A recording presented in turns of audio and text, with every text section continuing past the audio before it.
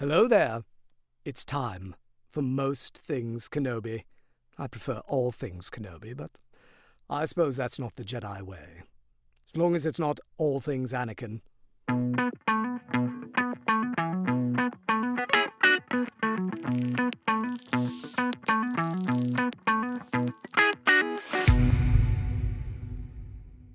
Hi, everyone. Welcome to another episode of Most Things Kenobi, a podcast about Obi-Wan Kenobi and all things Star Wars. I'm your host, Lauren. And I'm your host, Leanne.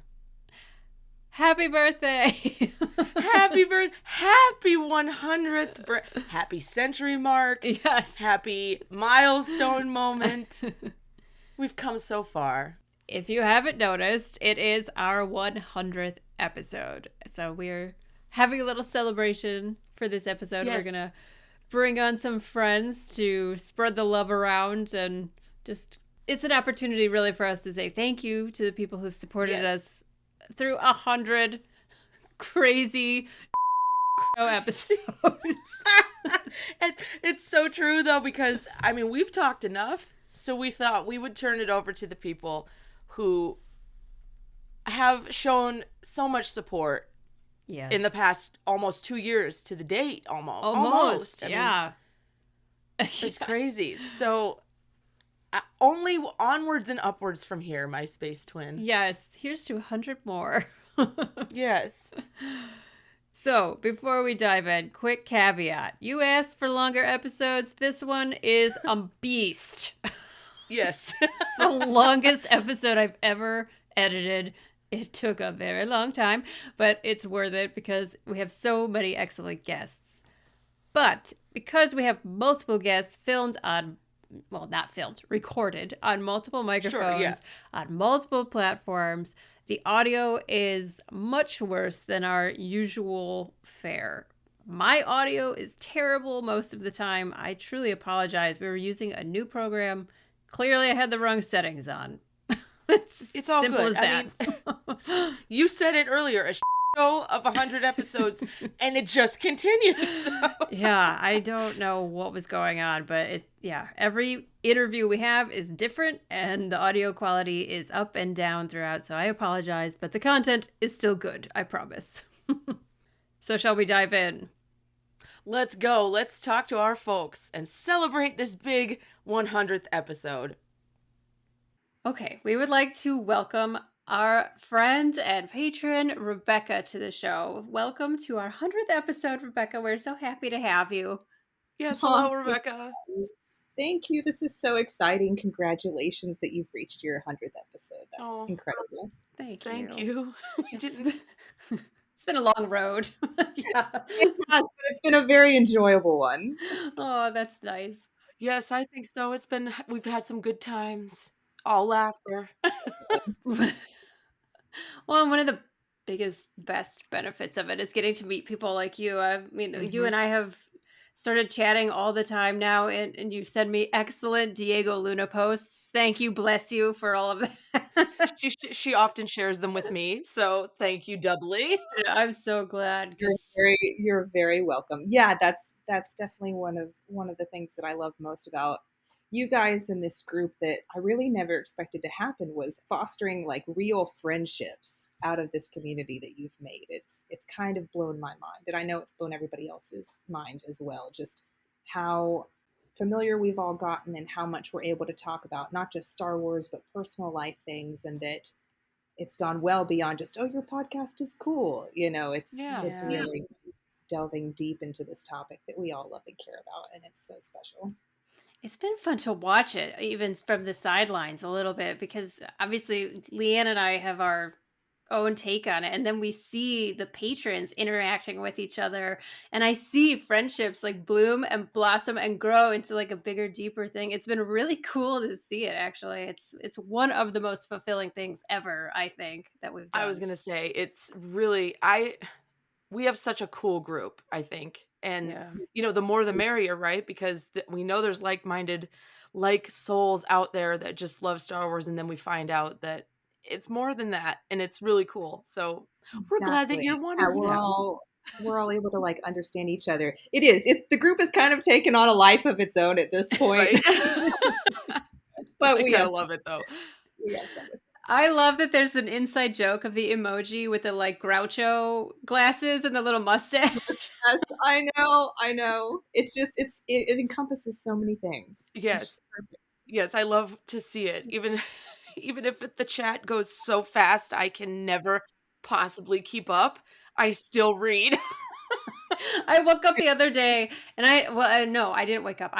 I went on after lunch or something, and in the time between I had checked, I'd come back, Yeah. 173 messages and back and Well, forth. because at this point, now that we have 2 shows releasing, and the main chat is like after we've all had like 4 days to decompress, you don't Yes. even know what's going on the side Yeah. individually. All of back and forth about these shows that it's happening. It's insane. Well, this is a good segue then. We've been asking all our guests, how did you find Most Things Kenobi?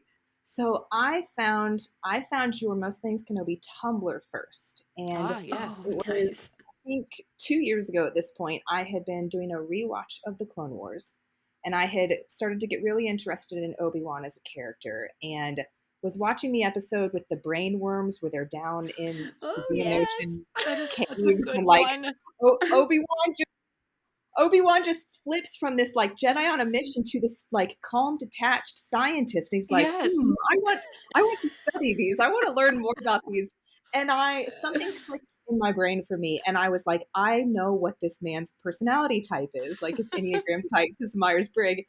And I Yeah. wanted to see if people agreed with me. So I started Googling, and I don't know what I Googled, what I stumbled across.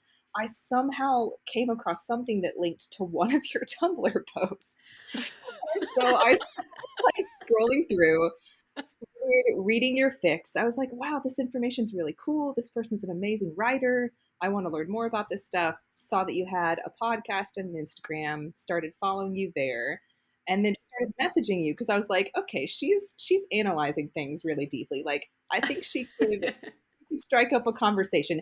Did not expect it to go beyond that at all. Literally thought I would listen to your podcast, maybe sometimes send you an Instagram message, and that would be it.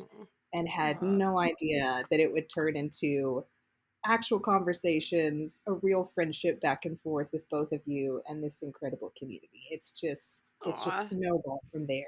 And I'm That's so so nice. I mean, it's literally how I became friends with Lauren. Same thing. That's true. You know, I was looking for an Obi-Wan Kenobi source, and I found her Yes, blog. you are the Obi-Wan Kenobi source at this point.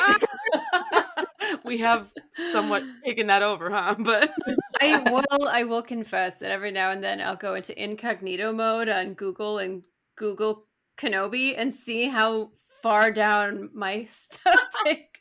Because of course I'm behind like StarWars.com and Wikipedia and all this stuff, but I actually will find my stuff in image searches more than just like oh yeah. Yeah, well, I mean, I gotta say the branding and the logo is also pretty snazzy. So you know, Oh yeah. yes. Yeah, we did a pretty good job at that, huh? Thank you. It's hard to go wrong with that face. Oh, Right. With that hair. And it's based on a commission I did from Monica.art. She is so good. She does the pointillism art. And I just sent her a screenshot. I'm like, this is my favorite Obi-Wan screenshot. Could you do it? And she's like, no problem. And like a year later, I got this incredible piece in the mail. And I was like, do you mind if we use it? Because it's so good. Yeah, it's that's incredible. Awesome. And then Journey has digitized it for us. Yes, And and gave it a neon glow. Yes. Which is what Lauren and I like to exude. A neon glow. Obi-Wan with sunglasses. Yes. Oh my god. It's what we all needed. Yeah. It is. Mm-hmm. Honestly, I kind of wish that he would just glow on his own. Like walking through the episodes, he'd have little neon glow around him. Haven't I like sent you edits where basically people have kind of like added that sort of blur, Gaussian blur in Photoshop of him in like season 7 of Clone Wars where he's radiating the Force. Yes. I love it. Oh my gosh. Okay, so our next question for you then is, what is one of your favorite episodes or favorite topics that we've covered? Okay, so of course I had to think really hard about this. I went Yeah. back through and re-listened to a couple of them just to see. boy. And what I landed on is the episode, I don't remember the title, but where you're talking about the wills. Oh And yeah. it's because I really like when you guys delve into analyzing the either like the philosophy or the themes or a particular scenario in Star Wars that has a lot of hidden meaning to it and a lot of Yeah. like depth and thought behind what they were putting into it. And so I like them both because I love the analysis part, like the research you guys do on the history of the wills, what George Lucas's intentions for them were, how they impact, not just what the average person knows of like the midichlorians and the Force, but all the different ways in which they're very foundational to the Star Wars universe. I said a lot of things that I'd never heard or thought about before. And I don't see a lot of other podcasts doing that. I think a lot of other outlets are focused on like the shows coming out or the movies and TV shows themselves or news or whatever. And so seeing people start to dissect these things as like themes across the franchise, it is really cool. And you guys do a great job of it. Oh, thank you. Because that was a tough episode because we didn't have any answers at the end of talking about it and theorizing. And maybe that's part of the lure of Star Wars is that we're not supposed to have all the answers, right? Yeah. Some of it is still a mystery. And that's kind of fun for us as consumers because it leaves it a little wide open. It leaves it a little mysterious in the way that it's still our escape, our place to escape to. If we had answers for everything, it would be kind of like, oh. Well, that's why I get really irritated when they go back and like retcon certain things or like I don't want to know where Yoda is from. Right. I don't want to know anything. I like the Exactly. mystery. Leave it be. Don't spoil some of those things. The ambiguity is part of the draw, I think. Yeah. And then other stuff, I like really want to know. Yeah. Like the content that they put out, I hope that they never fill in the gaps so much that we all are just like, oh well, that was it. We're done now. They have to leave some things up for interpretation or for us to theorize about and have fun with. It's so much more rewarding for your audience if you don't give them all the answers. I think it's more engaging. You stay engaged with the material for a longer period of time if you have stuff like this to talk about, debate about. I remember people asking me when we first started the podcast, they're like, are you gonna run out of stuff to talk about? I'm like, probably not. No. A long time, that's for sure. No, and if they keep adding shows and characters, we're gonna have material for a long time. Right? And this has existed for over 40 years now. Like it could stop now and we could still spend the rest of our lives talking about it, much less all of the content. 100%. Well, and we're so lucky because all of our listeners are so engaged that we have a running list too of like when we run out of an idea for like a week, if we're not sure, we have this list that people send us ideas and it's just like, oh my God, I never thought of that. It's a a bottomless pit, but in a good way. It's one we will never dig out of. Well, a bottomless well of inspiration. Yes. That's more polite. We have fallen into the pit of despair. Garbage trash chute? Are we in the trash chute yet? What an amazing smell you've discovered. Okay. Oh my gosh. Well, Rebecca, we have some lightning round questions for you. Yes, I've been very worried about this part. Worried? Okay. Well, I promise they're not too crazy. Let's see what do you got? First rapid fire question is, are you a Jedi, a Sith, or a Mandalorian? I guess I'll go Jedi. You can also be a Clone Force 99 if you'd rather. You could. A bad badger. I don't know if I'm cool enough for that. Aw, yeah, you are. Stamp of approval from me. You're cool, you're cool enough. Okay, next question. If you could wear one costume from all of Star Wars, which would it be? Right now, I'll go with Ahsoka's live action costume in The Mandalorian. Yes. That's a good one. It's a good cool. one. It's so perfect for her. Like it's practical, but it's stylish at the same time. Yeah. I love that.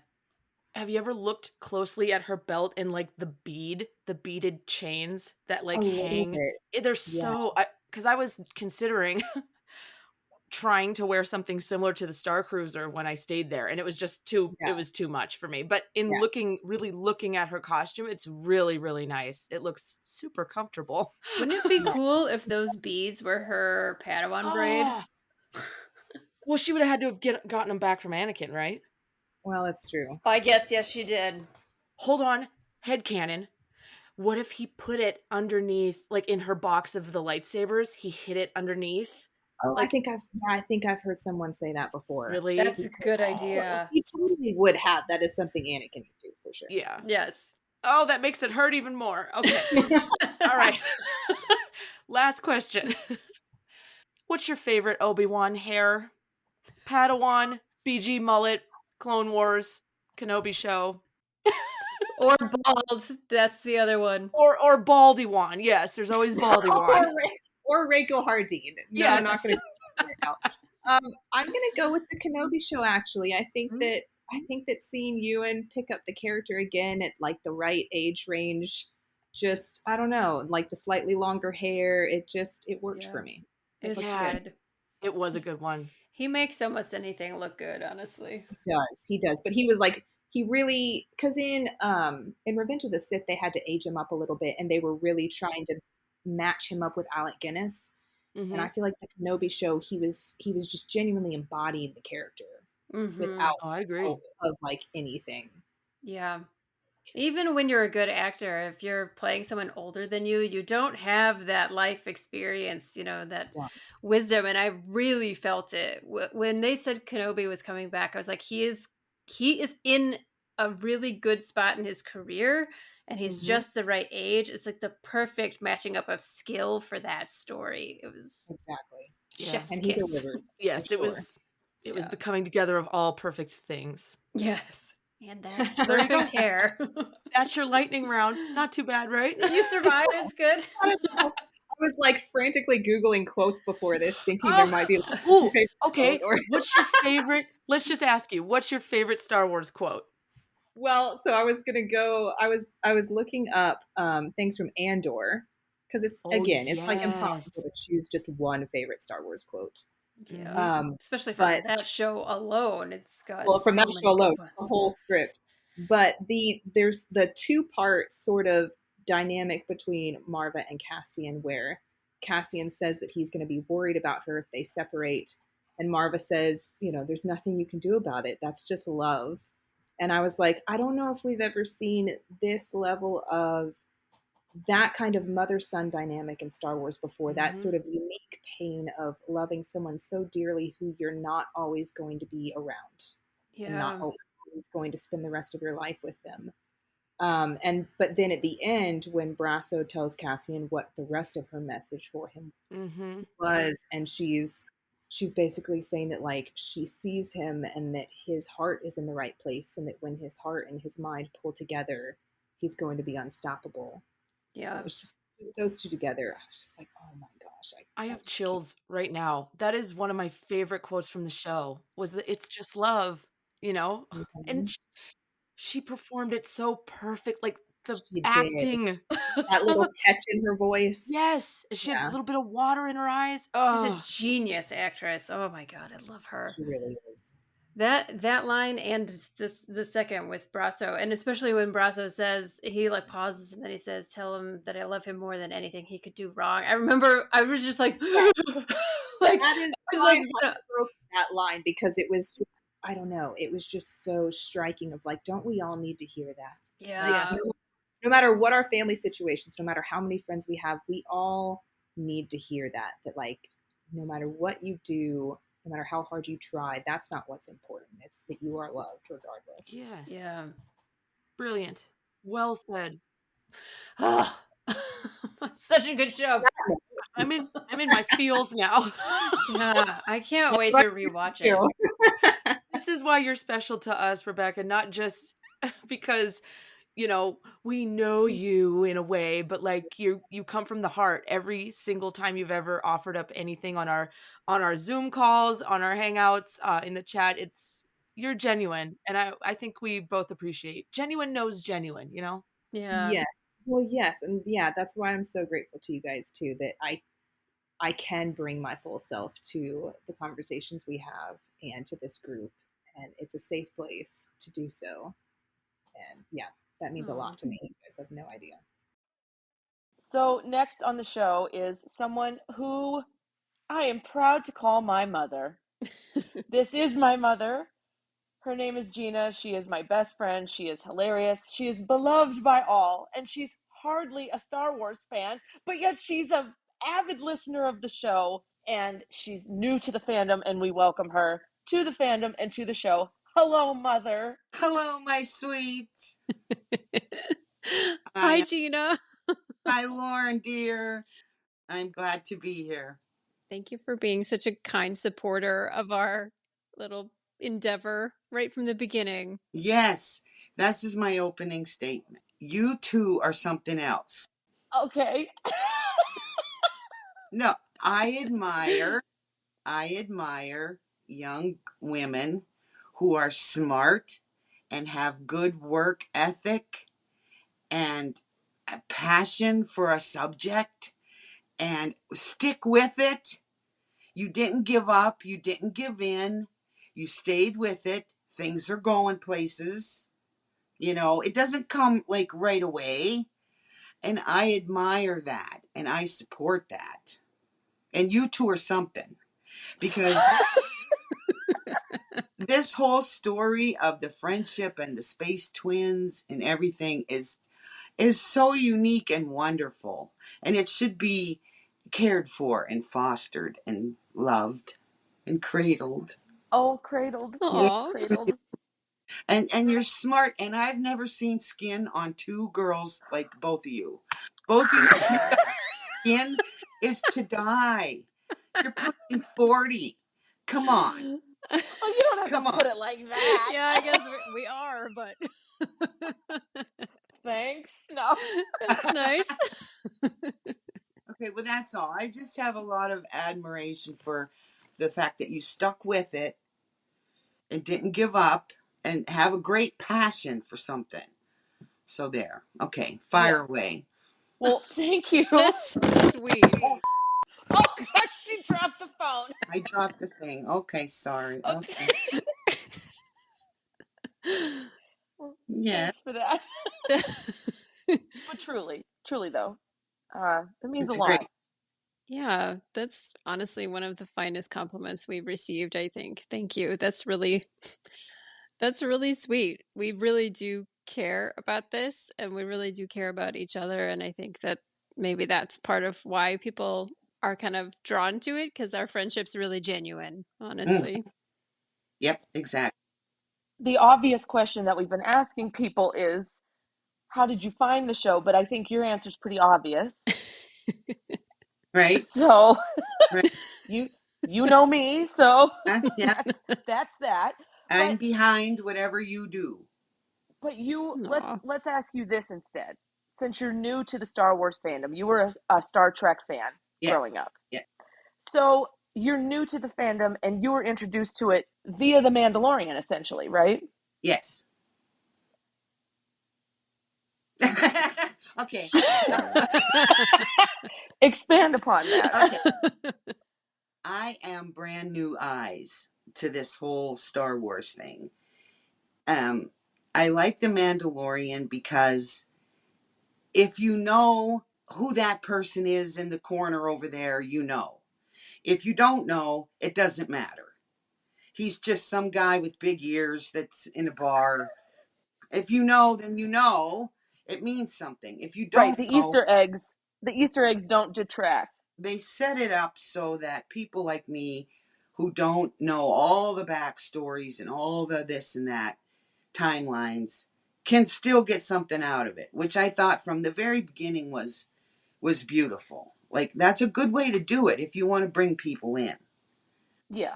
So you're new to the fandom. You listen to our show anyway, and you still enjoy it, which is good. That means that we're still doing something for new fans as well as the OG fans of the Yes. OT, Yes. the original trilogy. Yes.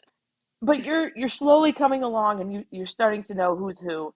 You ask a lot of good questions, and you're watching like recap videos on YouTube. That's how it all starts anyways. Clips and things. Yeah. And I've learned from Most Things Kenobi. This is what I've learned. Star Wars is horrible. It's heartbreaking. It's torturing droid. That sounds horrible.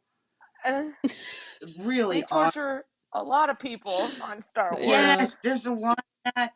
There's a lot of backstabbing and deceit and trickery all the time. Yep. And there's a lot of heartbreak and things that just aren't right. Yes. See, it doesn't take an old time fan to know. No. Basically, I don't even care for any of it. Oh. But I listen to Most Things Kenobi. And you actually have come to really like Obi-Wan Kenobi, even though you're not as familiar with him as we are. Right. One would say. Yes, I think he's a good guy. He's the ones who are truly good, that have never, deceived anybody or tricked anybody or played dirty. Right. Played dirty. I don't like that. And like this Mandalorian now, everybody's giving everybody side eyes and stink eyes, and you don't know who's gonna do what. And well, and Leanne, you made the point too that everyone's hiding their face. They're all under helmets, so that removes that part of being able to read. A person. It's like they have no visual cues at all. You basically are going off body language and what they're saying, but you can't tell if their eyes are deceiving. That's why I think Mandalorians are shoot first, ask questions second Yeah. type. Usually, not always. Obi-Wan is the good one. He's one of the good ones. He is. And I don't think there's very many like that there. There aren't. There's like 5. And that might be generous. Yeah. Wow. Now, do you have a favorite episode of the show that you can recall, or a favorite moment? Oh, I like the episode Get to Know You Guys. Yeah. I thought that was nice. It was good to hear Lauren's story. Aww. And the thing, of course, I know yours. But right, you corrected me on a fact of mine. I misspoke, Lauren, and I said high school, and I meant that my science fair was in junior high. I misspoke and said high school. And she's like, now wait a second. That was not in high school. 8th grade. It was. That's it was even more grade. impressive. My goodness. And your first poetry reading thing was 3rd grade.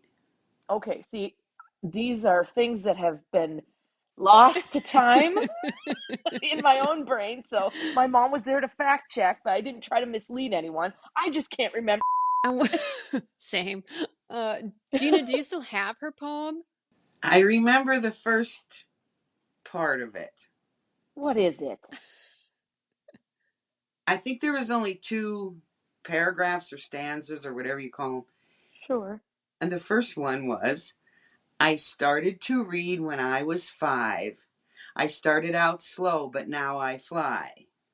That's all I remember. Oh my God. Oh boy! That is so cute.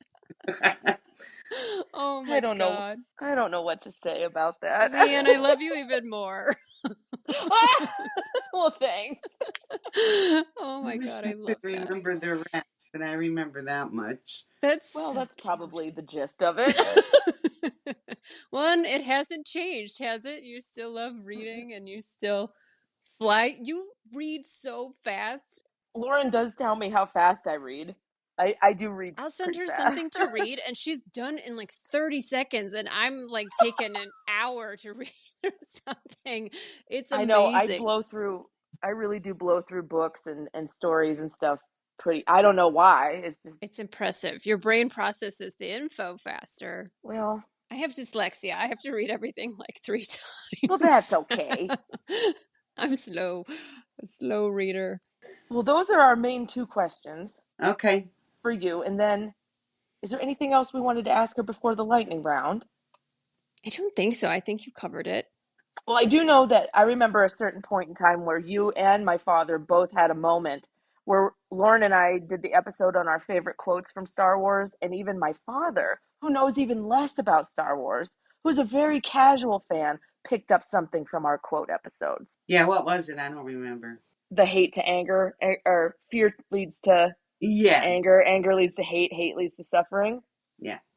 No, I usually, he goes for a walk every morning, and I usually listen to something while I'm doing my things in the morning, cleaning up the kitchen and the dishwasher and everything. And I listen to something, and on Tuesdays I listen to this. Oh, okay. That's so cute. I do the same thing, Yeah. actually. I listen to our episode on Tuesday morning when I clean the kitchen just to make sure I didn't leave mistakes in the episode or something. Oh, and the way you guys do it, it's seamless. It flows.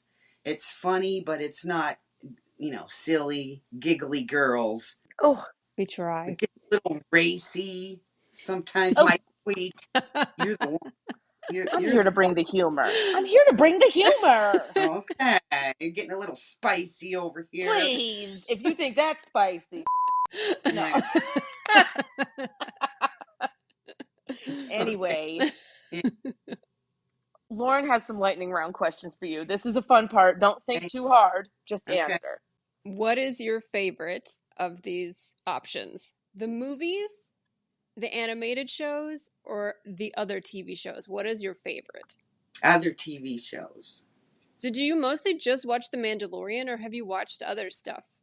I watched a movie. Kenobi. I watched Kenobi, and I watched a movie at her house with that girl, the young girl Ray. Oh, Ray. yeah. I watched that movie. That was good. Yeah. I like her. Yeah, Ray is a sweetie. Okay, so you've seen enough to answer this question then. If you could wear any of the costumes, what would be your favorite costume to wear? Well, I'm all about the Mandalorian jetpacks. Nice. Oh, you want the jetpack? Like they can fly. I like that. That's great. Awesome. Yes. So I would want one of those. If you could figure out how to turn it on and get it right, then you could zip anywhere. Sign in and have a password. Exactly. Make an account. Right, of course. Jetpack password. Yeah. Okay, let's see. What's another good question? What color would her lightsaber be? Ooh, yes, that's a good one. I'm curious. Purple? Is there purple? Oh, nice. Purple is one, yeah. What does purple mean? Purple means you kind of walk the line. You're a mixture, yeah, of passion and of control, yeah. That's you. Yeah. One last one. If you could have any special power from Star Wars, what would you want to have? Oh, I want the Force. You could force push people away. Yes. Force choke. Isn't there a force choke? Yes, like mother, like daughter. That's so funny. Yes. Oh my God. Is there a force choke? Yes, there is. Yes, there is. And it was my answer. Like mother, like daughter. Ooh. Oh God. Don't mess with Leanne's family. They will force choke I guess you. not. Spock used to do that thing. Oh, yeah. Oh, Spock. And that thing in the neck. But this is better because you can do it from a distance. Yes, you don't even have to have your hands on them. Oh my gosh. This has been absolutely delightful. Mother, if you had to choose, would you pick Baby Yoda or the Anzellans to be your best friend? The Anzellans. There you go. They're more talkative. Oh yeah. You don't have to babysit them. They can fix your computer too if it breaks. Yes, they can sign in for me. Yes. Yes, that was a bonus question. Sorry, I had to ask. I love it. I mean, they're just adorable. They are. That was just. Those are the kind of things I like that I'm looking for. I don't want this heavy, backstabbing heaviness. This fandom may not be for you after all. But we welcome you. Yeah. I'm just a casual outside watcher. And you're one of our biggest fans, and we thank you for it. Yes. Honestly, your support has meant a lot. And I know Lauren's parents support us. Her dad wears our t-shirt as a billboard. He does. And I love every moment of it. Our parents are wonderful, and we thank you. Thank you for being on the show, Mother. Next guest on our 100th episode extravaganza is the one and only, the esteemed, the wonderful, the generous, the very intelligent, well-spoken, and well-opinionated follower, patron, and friend, Kenobi Wolf. Yes. Welcome to the show. Wow. Thank you. I don't know who you're talking about, but I appreciate the introduction. It's all you. It's all you. And we mean all those things. We are so happy that you are joining us for this. We would not do this and have this without you joining us. So wow. Absolutely. Truly. Yeah. Thank you. Anytime I see in my Instagram DMs that you've left me a message, I'm like, yes, it's gonna be something good. Yeah, it screenshots it and sends it to me, and then we gush about it and we talk about it. I'm like, oh, that's really good. That was a really good. That's a really ponderous thought. Like, and then of course the F. Pong Krell and all this stuff, and references, and hey, I get them all. It's great. It's great. Love it. Well, I'm so happy you guys are hitting 100 episodes, and I'm so honored to be here. Oh, Thank awesome. you. Yeah, we can't believe it, to be honest. I know. We should have taken a picture of us, Leanna, on our first day and now, and see how tired we look. Probably the same, because it's not like we started from an energetic point. That's true. In the middle of a pandemic, so it was just. It's true. There's more of a hint of fear in the eyes, I think. Gosh. Well, I'm glad we did it, because we got to meet cool peeps like you. Yes. And all the other guests that we've been interviewing and will interview after you. And so we have a few questions, nothing too crazy. The first is, we've been asking everyone, how did you discover us? Like, how did you happen upon our humble podcast? I mean, it was luck, happenstance somewhat, but I'm so glad that it happened. I've been listening to Star Wars podcasts for, I don't know, 2 years or so, and never really found one that I really liked. And some of them even like truly frustrated me. And so I never had one that I was totally committed to. And just for a little bit of context, I commute. And so like 3 or 4 days a week, I'm in the car for a 45-minute drive one way. So twice a day doing that. So I listen to a lot of podcasts and books and whatnot. Anyway, I had a handful of Star Wars podcasts. There was one that I liked and a bunch that I did not like. And I can recall typing in Kenobi, and you guys, it had to be before you guys were around, because the only result I got was the Coffee with Kenobi podcast. Yeah. From, not even sure if they're still around. And then I remember, fast forward, whatever it was, I just typed in Kenobi podcast or Star Wars podcast, or I think I tried Kenobi first. Just like, oh, let's just see what's out there. Let's just see what's new. And boom, I was like, holy this thing called Most Things Kenobi. Oh my God. And so I started listening, and oh my God, the James Arnold Taylor intro, I was like, right? They're pros. I mean, they got James Arnold Taylor to do the intro. I was blown away. And then it just like snowballed. I mean, you guys were hilarious and irreverent, and it was uncanny and kind of eerie. Like, we just kept agreeing on things, and we kept discovering we have things in common. Yeah. And I was just head over heels right away. I think that is so cool. That's amazing. It's kind of great. We gotta thank James. Right. Well, if we plan on doing a photo op with him, so we're going to like connect the dots finally between hopefully us just being social, but creepers hovering on his page, leaving comments, tagging him, being like, please don't be mad. Hi. Hey, he didn't have to do it, and he did, and he's cool for it. That's true. He was very generous. Well, and I remember I digested like like 6 or 7 episodes right away. And I was just like, wow, wow, wow. Oh. And I remember, I can remember hearing the different iterations of the intro. And I was like, okay, that's a slightly different one. And then I remember, okay, I've listened to enough now that I've heard them all. So I was like, this is great. This is great. He blew my mind with that. That was Yeah. crazy.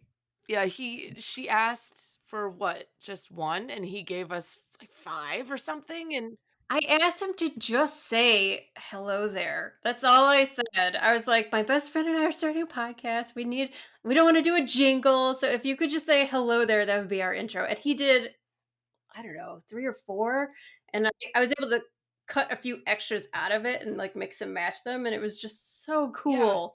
It was so generous. it Yep. was. Yep. It really I was. gotta say though, the name was the bait. The intro was like was saucy, but I was truly hooked by by you guys and how you approach it and how you approach Star Wars and how you think about Star Wars and of course Mm.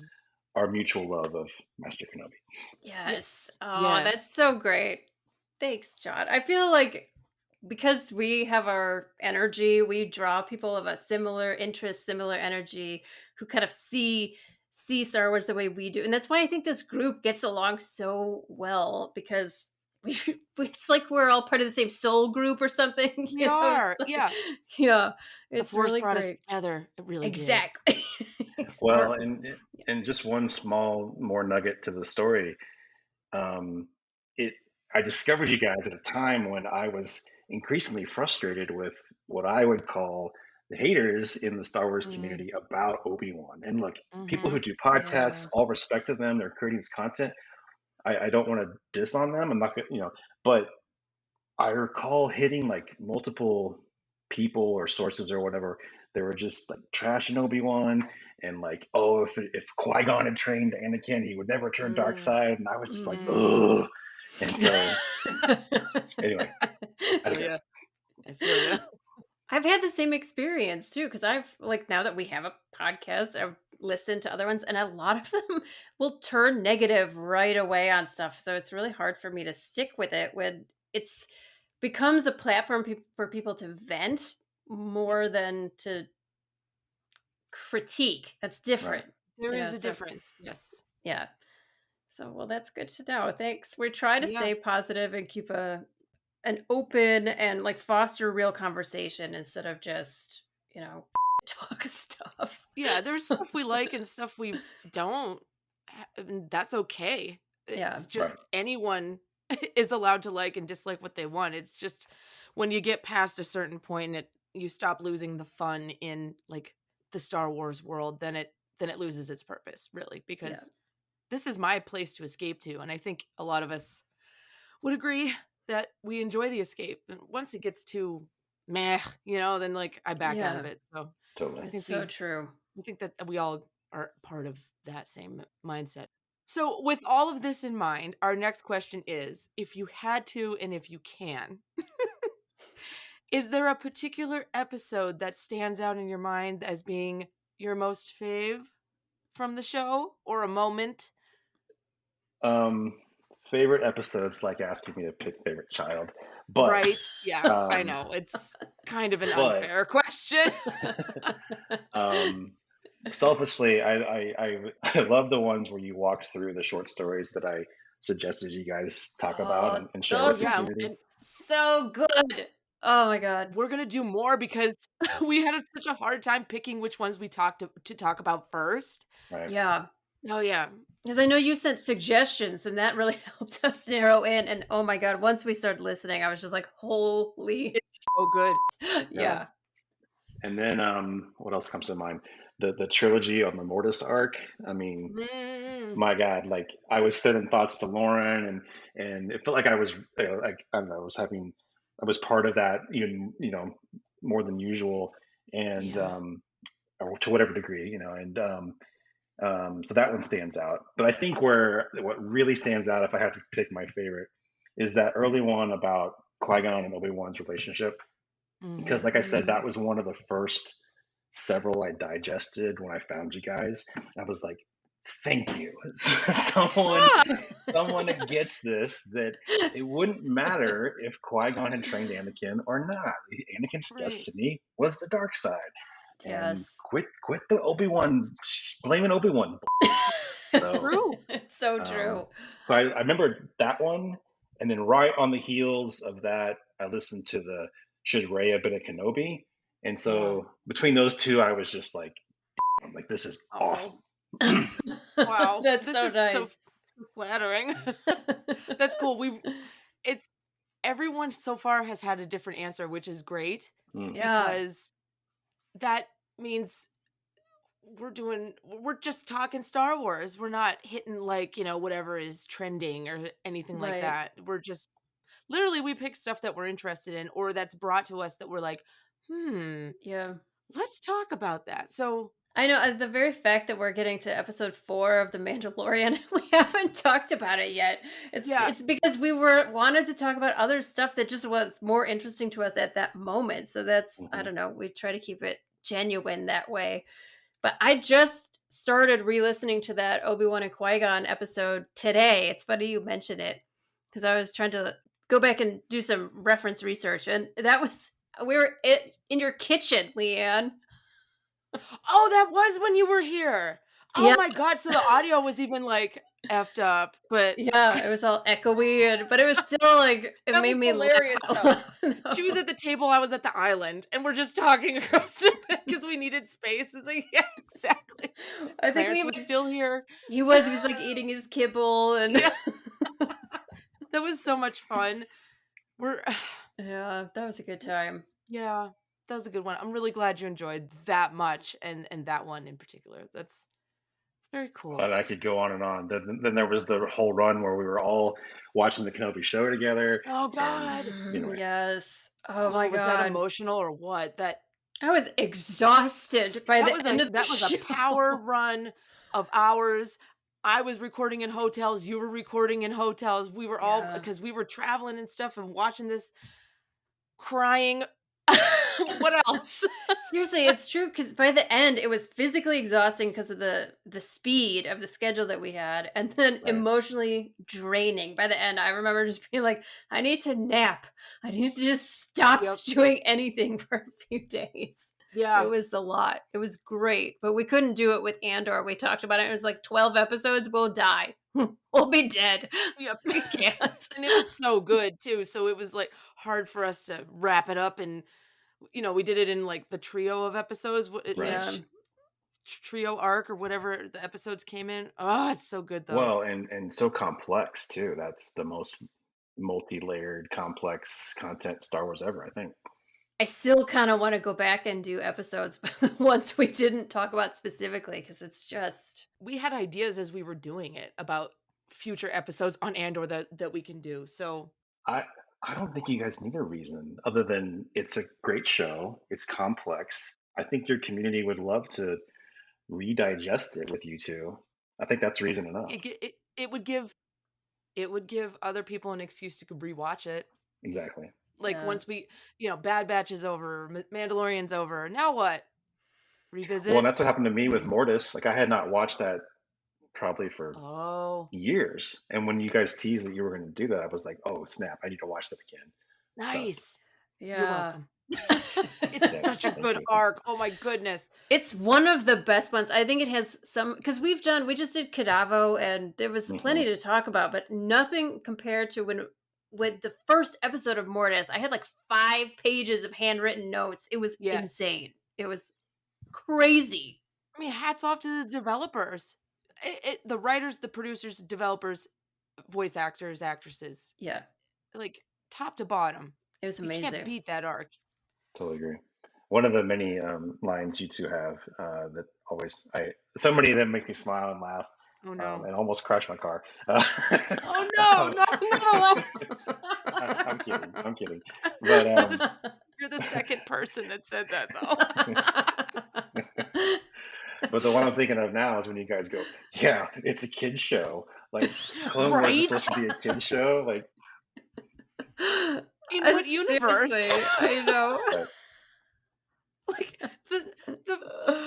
I still can't get over the guy just opting to jump off of the platform in Mandalore. It's Like, crazy. that's It's heavy. That is heavy stuff. Yep. someone Show- just asked me today if like something about Ahsoka's when did her Shoto blade show up? So I was kind of just really quickly going through episodes, and I was looking at the one where Aura Singh kind of comes in season 3, and Ahsoka is with Plo Koon, and they go down into the pit of Coruscant, and they're in a bar.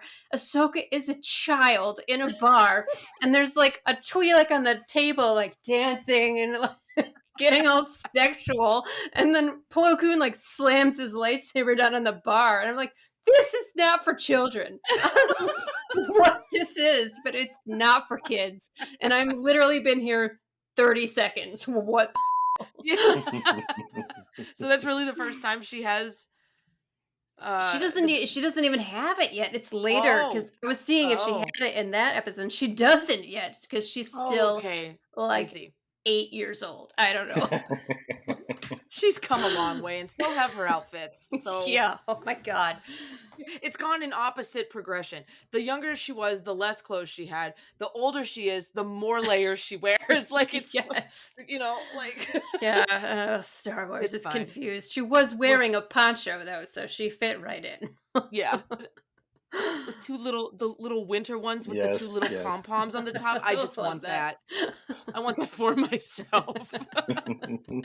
I love it. I have Ahsoka's lightsabers right here. You can't see them, but they're hanging up vertically, and a poster of her that says I can handle anything, and it's a reminder while I'm sitting here recording. That's awesome. That we can do this. So someday when everything is cleaned up, we should do office tours. Leanne, I would love to do that. Our little caves, YouTube, so people can see it. I think it would be great. I think it'd be fun. Okay, now we're just derailing. I know. Lightning round questions? Yes, I was going to say, Kenobi Wolf, are you ready for some rapid fire questions? Let's do it. Let's do it. Okay. Since you're clearly an Obi-Wan fan with a name like Kenobi Wolf, I'm going to ask you, what's your favorite Obi-Wan hair? Well, I have to confess, I never put as much thought into Obi-Wan's hair until I listened to you two talk about Obi-Wan's hair. Okay, well, that's fair enough. And listening to you two talk about the Attack of the Clones hair, it's just hysterical. Well, we had to break it down. It's a thing. Yeah. Okay, so my favorite is Revenge of the Sith hair. Revenge of the Sith. Oh, great. Yeah. I think that's a pretty common answer. People really like that one. Yeah. I mean, he's Obi-Wan. Right. Like, I know that sounds painfully simplistic, but it's got the little bit of gray. It's perfectly put together. It's tight. Right. It's everything that he is at that moment in time. Not quite Alec Guinness yet. We're still a little bit youthful. Yeah, but we're getting to wise. Anakin's put some gray hairs there, and the Wars. Yeah, he has. Yes. He's just had enough. And now he has to deal with his son. Never. He's dead, and he doesn't escape. He just can't get away. Okay. Okay. If you could be any character in all of Star Wars, who would you want to be? Oh man.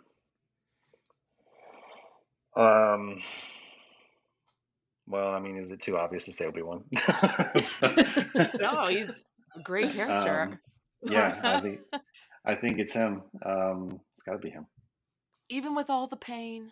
Even with all the pain, that's one of the things what makes him him. Admire most is his perseverance and his commitment, and his selflessness. And again, those were things you guys were talking about from the moment I started listening, and I was just like, yes. 100%.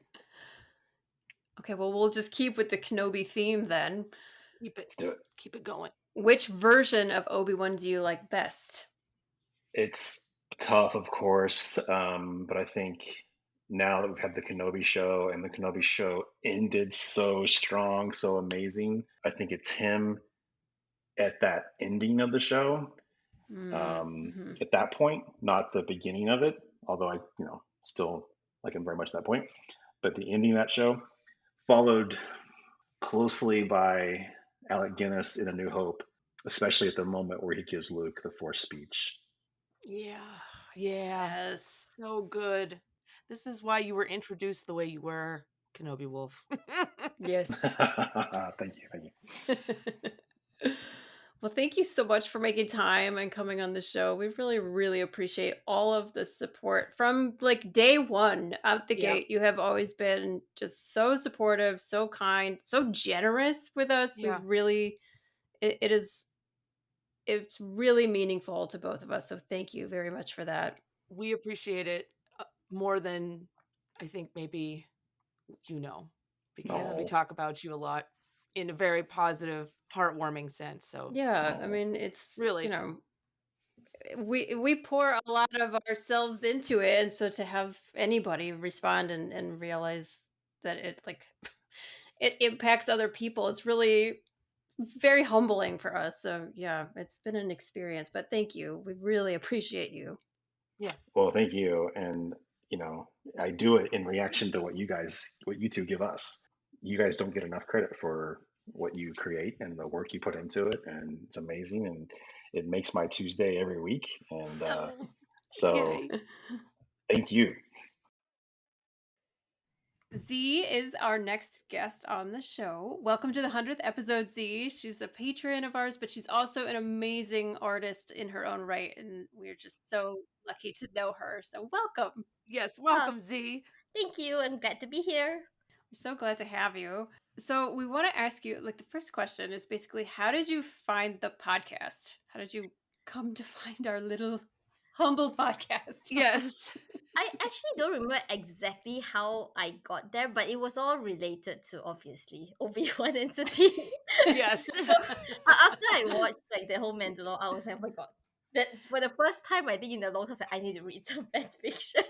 So I Yes. found the fan fiction that I found a few, most of them were not great, and then I found the Jedi and his Duchess, and I loved that so much. But I don't remember if you actually mentioned the podcast in. I don't think you did mention it on the fan fiction. I can't remember, but I think from there I found the Tumblr page and then I found the podcast, and that was something in that sort of direction.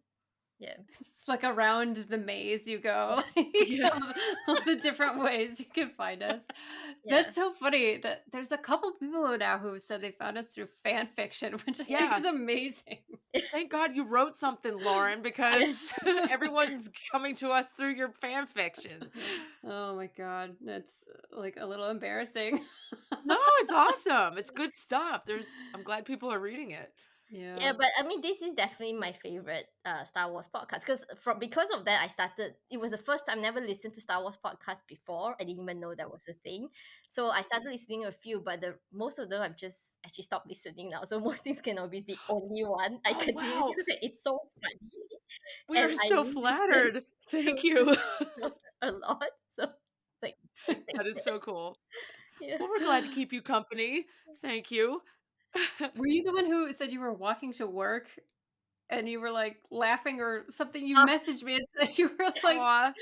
Yeah, there's been a few times when I'm walking, when I'm outside, like on the train, and then I'm just laughing so much. Everybody That's awesome. Okay, I have to stop listening to this in public. But I was saying that, it's obviously not because of the podcast. It was because I was clumsy. I was listening to the podcast when I fell down. oh no. Oh no! Oh no! Because I was walking to work, and then I was but yeah, it's not because of the podcast. It's just because I'm clumsy. I literally fell down on a straight path. Oh my god. Like, See. See, I don't know what to say. then I spent like 4 hours in the emergency room listening to the podcast as well. Because Oh, good. Well, we were happy. It's not good. So, At least we were there with you. Oh my god, that is. I wasn't expecting any of that. I can't handle it. That's amazing. so yes, so the podcast is with me all the time.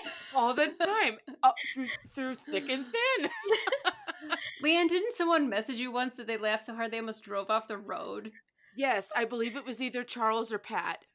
from We have to be conversations. careful. We don't want to Yeah, hurt these people. I think it was Charles who said he almost swerved off the road and had to keep control of the wheel. And I was like, my goodness, proceed with caution, listen at your own risk. Yes, no driving off the road, no falling down while listening.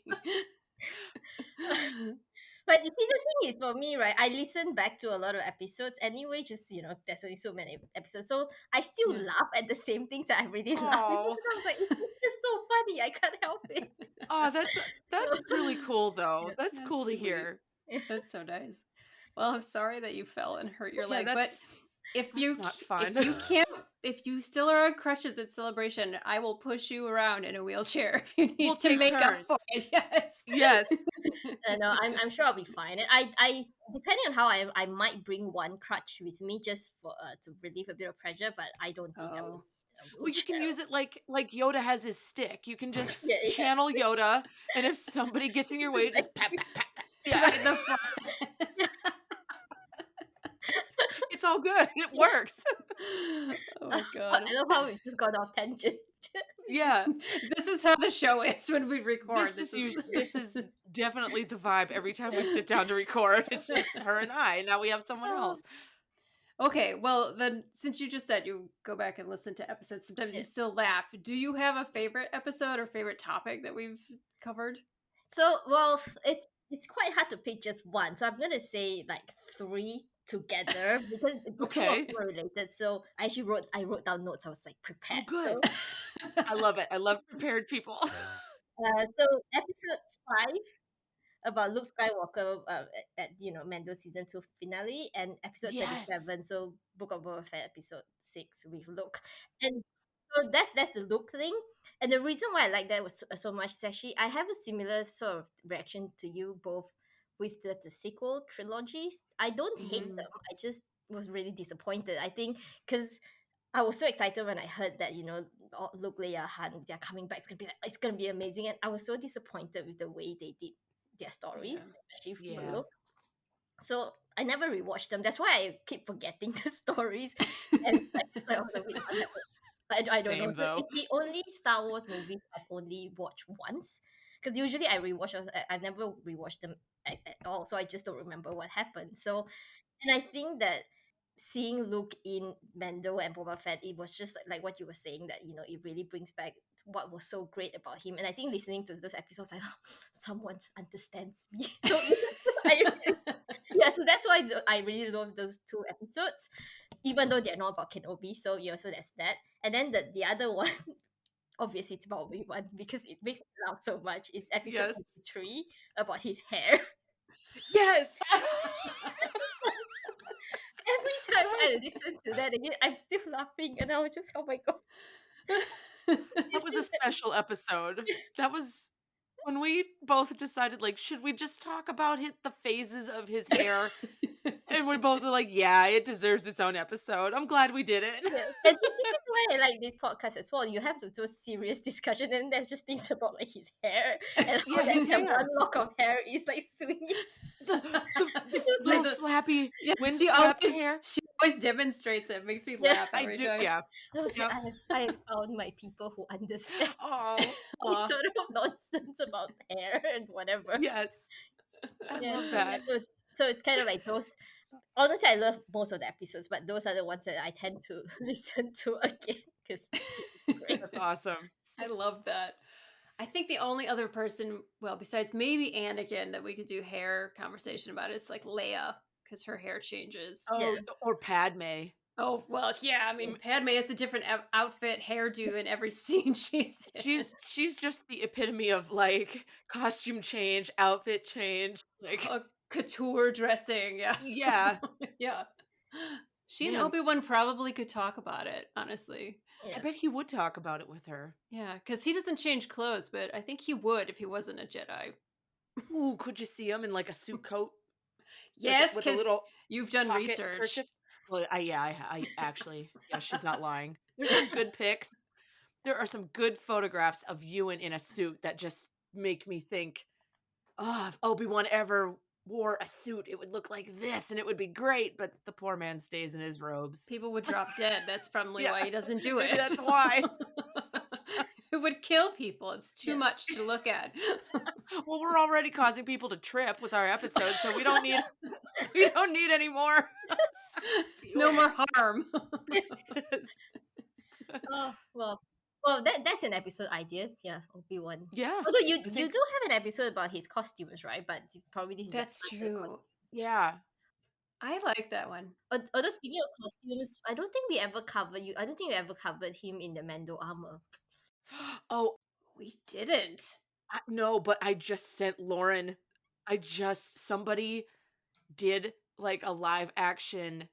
They put Ewan's head on the Mando armor, but it's like live action. And I was like, oh, if we could just get this would be like Ewan in the red Mando armor is a chef's kiss. I would not survive. I would not survive it. Nope. But please do. I want it. Do it's it. Okay. I'm willing to die for it. What is it? I volunteer as tribute. Yes, all of us. Oh, it's good. It's good. We should do one on that though. That's a good idea. I'm all about it. Yeah, let's do it. Yeah. Mark it down. So we've been asking everyone 3 rapid fire lightning round questions. Okay. So no pressure. Answer as you will. First question. Original trilogy, prequel trilogy, sequel trilogy, or animated show? Okay, I'm just gonna say original trilogy because that was what got me started. But Clone Wars is very close. Yes. That's like my exact answer also. Yep. Next question. Since we talked about it, we'll ask you. If you could wear one costume from all of Star Wars, what would it be? Oh, this is not gonna be a rapid fire answer because This is a hard one. This is really hard. It's really hard.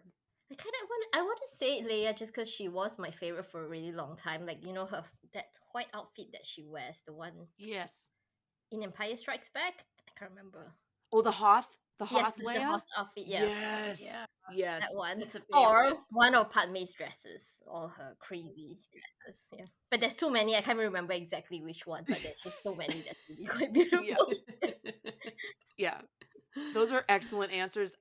Hoth Leia is top tier. You could live in that. It's comfortable looking. Yeah. Plus her hair, I love like the single like crown braid, and she was just so tough and with it, and in that whole scene, it's just like the perfect package.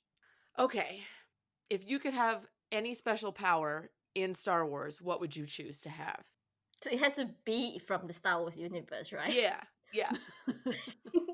You can make up one too. Yeah, you can invent one if you. Yeah. Well, I'll be honest. I would just like to have the ability to use the Force to do really pointless things like Grogu does, spin the chair around. So not really funny, We're spinning the chair. Get food. To move around.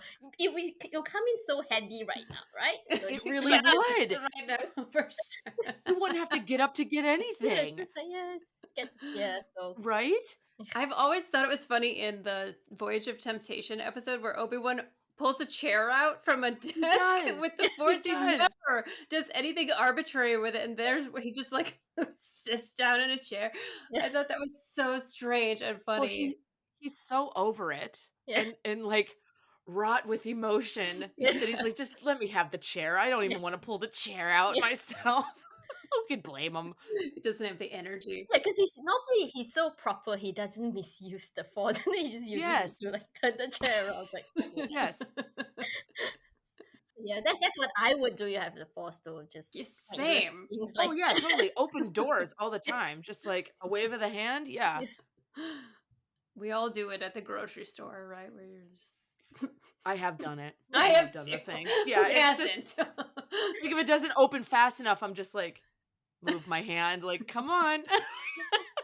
I love it. It's the only time I get to play. Well, those are the rapid fire questions. Thank you.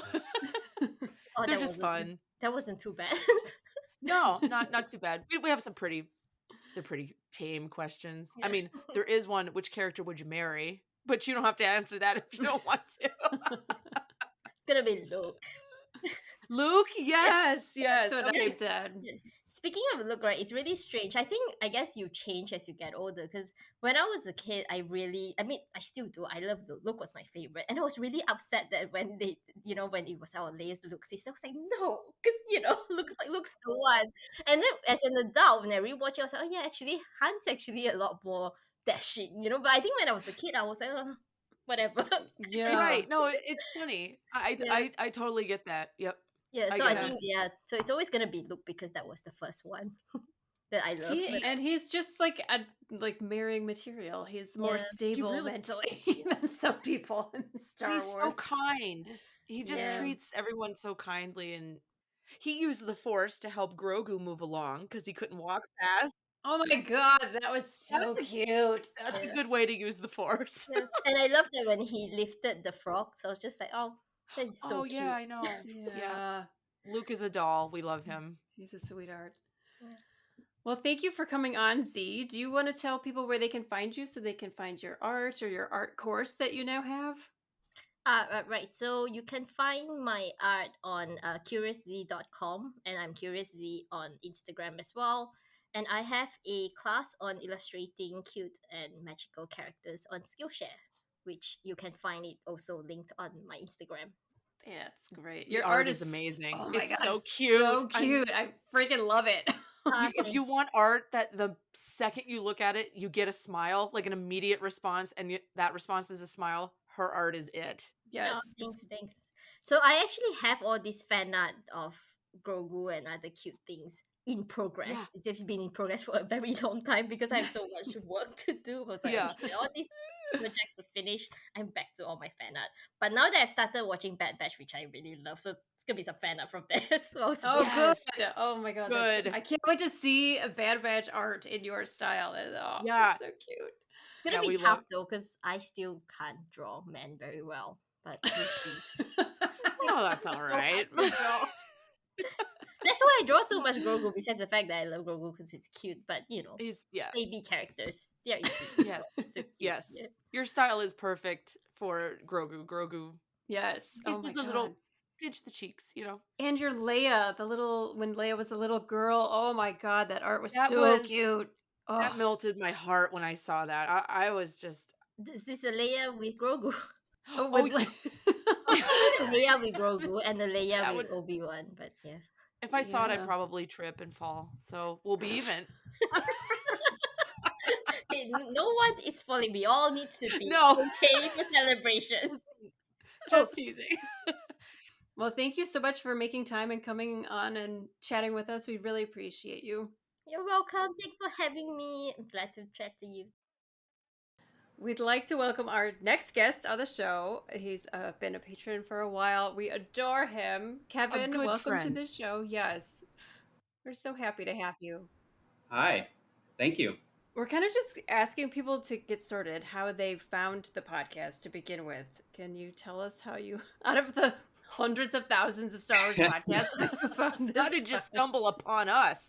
I think that's honestly all I did. I just kind of was searching. I like the after show wrap ups, and just searched and saw that it was one that was hosted by two women, and a lot of the guys that host them are kind of toxic, and that's not my brand. And so I gave it a listen, and I heard some F-bombs, and I'm like, oh, I like these too. Well, you're welcome, Kevin. No, I love it. It's real. It's great. You don't try to suppress who you are. It's great.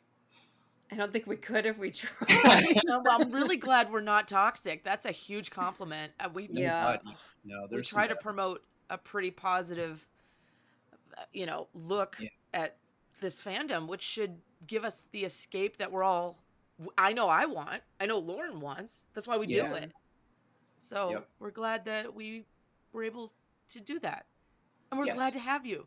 Honestly, thank you. And glad just to be here. joy. Glad to have you. Yeah, you've been just absolutely delightful to interact with. That's one of our favorite things, has been meeting all these amazing people. We feel like everyone is very like-minded in our group, and just everyone gets along really nicely. It's really nice. Yes, absolutely. I love the WhatsApp group and people on Instagram, and yeah, it's great people. You've created an incredible community. No. That's nice. It's always so weird listening to this, but thank you. It's that weird, like, proud, but also humble, but also like, Yeah. Yeah. Well, okay, so the second question we have for you then is, do you have a favorite episode? We're always interested to hear what really connects with our listeners. I don't. I can't really pick one particular, but I will pick one that I do remember very well, which was the. I love Padme, so the Yeah. discussion of her dying and how that happened, or how people think that it may have been. I'm like you guys. I didn't want to believe that she just died of a broken heart. That's such BS for such a Total. strong, incredible woman who just had 2 kids yeah, that she had Right. to live for. I mean, it makes Yes. no sense. And maybe it's just George's horrible writing for women. Maybe I don't know. Total But possibility. it seems more likely that even if it's retrofitted, it seems way more likely that Palpatine used her life force to save Anakin. Yeah. So that's what I go with. I like that theory. But yeah, that was a great discussion. It's even more horrible when you think about it from the perspective of Anakin, because he did all this to save her. And if you think about it in the sense that Palpatine drained her to save him, that is the exact opposite Right. of what he wanted. And it's like the torture that was just handed to him on a platter by Palpatine. Right. Padme was too strong. You're exactly right. She's an incredible character. Yeah, Clone Wars Padme is so different than the movies. And I Yes. love Natalie Portman, but it's just Yeah. such a different character, and she's awesome in Clone Wars. I feel the same way. I kind of like didn't really connect with her in the movies, and then I watched Clone Wars and I loved her, and it made me see the movies in a different light after Right. that. Yeah. That show did an amazing things for the prequels. It really did. Sure did. It made me actually love them. I had trouble with the prequels when they first came out. Yeah, but me too. After seeing Clone Wars, then seeing even just Coruscant and the daily life, I'd be like, oh my gosh, it's Clone Wars in live action. Which we I still reverse want. engineered it. I know, right? Oh, someday maybe we'll get some more live action someday Clone Wars stuff. But just Probably I think among your older listeners. So I actually saw the original in theaters when I was like 8 years old. So that's so awesome. Yeah, when I saw the prequels, I was like, oh, okay, that's all right. And then the Clone Wars made me love them. I mean, I didn't really like them that much until the Clone Wars. The sequels I'm exactly the same. something does that for the sequels too, because there's some good stuff there, but overall the storytelling just wasn't hitting. Yeah, which is sad because it was Lawrence Kasdan, at least for was it the last movie? Did he write Force Awakens also? I don't remember, but they brought Lawrence Kasdan back, and he wrote Empire Strikes Back and Return of the Jedi. Yeah. Force Awakens is still my favorite. I thought it had such potential. It built up. I mean, the actors and actresses they did phenomenal. Yeah, just phenomenally. absolutely. But they made me excited. Yeah, it made me excited. We literally just did the same thing. We did the thing. When I went to see Force Awakens in the movie, when the crawl started and the music started, it was emotional. I was like, oh my god, Star Wars is back. Yes, it was so weird. And then by the third movie, yeah. Pew pew pew. Yeah. Yeah. But the more I watch them, I get more out of them each time I watch them too. So they're not. Yeah. I don't hate them at all. I will watch them every once in a blue moon, but yeah, absolutely. I prefer the original always, prequels sometimes, sequels once in a while. Yeah, I'm the same. But I love the animated stuff. It's just so good. Right? The animated stuff brought so much more because they had more time. You know, they could tell their stories in a more extended format. And so it was so rich. I feel like the storytelling was so much, they brought a lot more to the story than we got in just a few hours of our movies, you know, that we get to see. Totally agree. I think a lot of characters in the sequels would benefit from an animated version. I think they could develop Finn better. I really, really liked Finn, and I thought he was really going somewhere character-wise, and it just kind of, in my opinion, fell flat, and he didn't get the tale that could have been, and even Rey, we could get some, what does she do beyond where it ends in Rise of Skywalker and all kinds of stuff. I don't know. There's a lot of potential there. So Yeah. animate it. Well, there's the Resistance. There's that animation. Yeah, that's true. I didn't like the art style, but Yeah. I'm picky. For which thing? The Resistance. Resistance? Oh, I only got one episode in. I think it was aimed Yeah. at a way younger I age don't know group. why. I think I was bored, but I ended up watching it, and it wasn't awful. It wasn't. It's worth a little bit more of an investment? Can't say that for everyone, but it wasn't. You can It wasn't say it awful. here. I love it. That's great. You know what? This segues perfect into rapid fire if you want to go straight to it. Sure.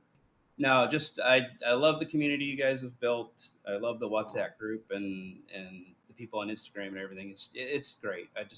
I'm so happy and that I found you guys. It enriched my life. You really have. Oh, Thank that's you. so nice. Thank you. I know. Thank you.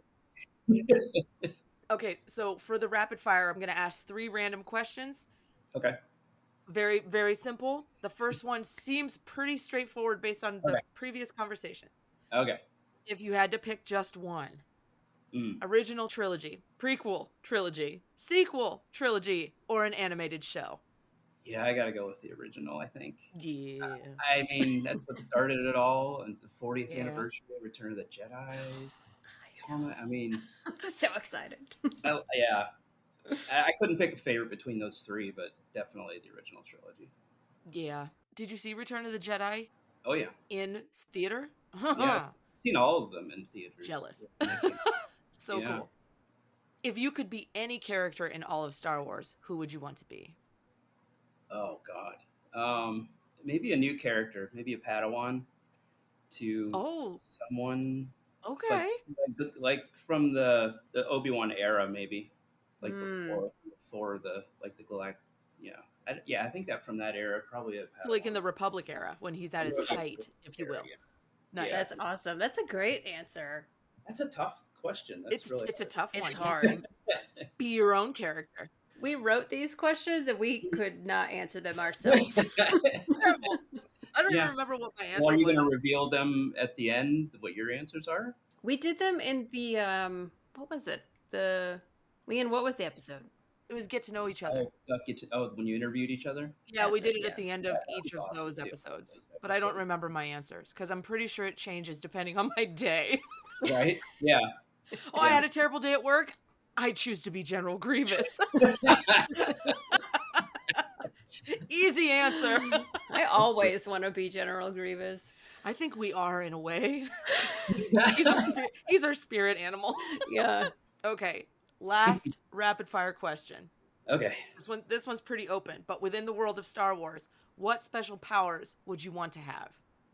Maybe as a Jedi or a Sith?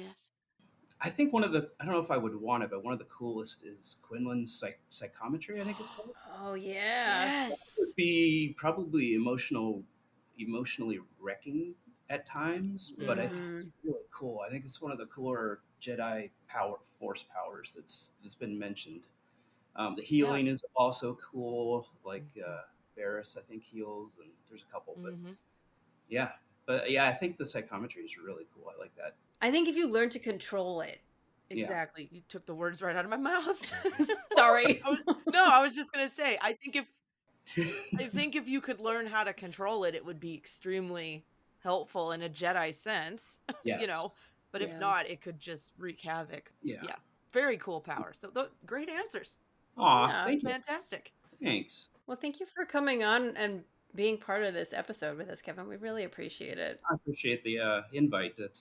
You guys mean a lot to me. Same here. Back at you. We couldn't do this without you, so thank you for coming on. We just adore you, Kevin. Thank you. Same. Right back at you. Thank you. May the Force be with you. And may the Force be with you. Always. There it is. It had to go in the cadence that we always have. I have to say it. She has to say it back. So. Well, next up on our 100th episode extravaganza party get together is our patron and friend of the show, Miss Shayla. Welcome to the show. Thank you for making time to come on and join us for this 100th episode. Who thought we would get here? I'm so excited. This is going to be fun. We're so glad that you're here. Thank you. Thank you for making time. I know everybody has just been so generous with their time with us, and we really Honestly. appreciate it. I'm excited. So the first thing that we've been asking the guests who have decided to come on is, how did you stumble upon this podcast out of the hundreds of Star Wars podcasts that are out there?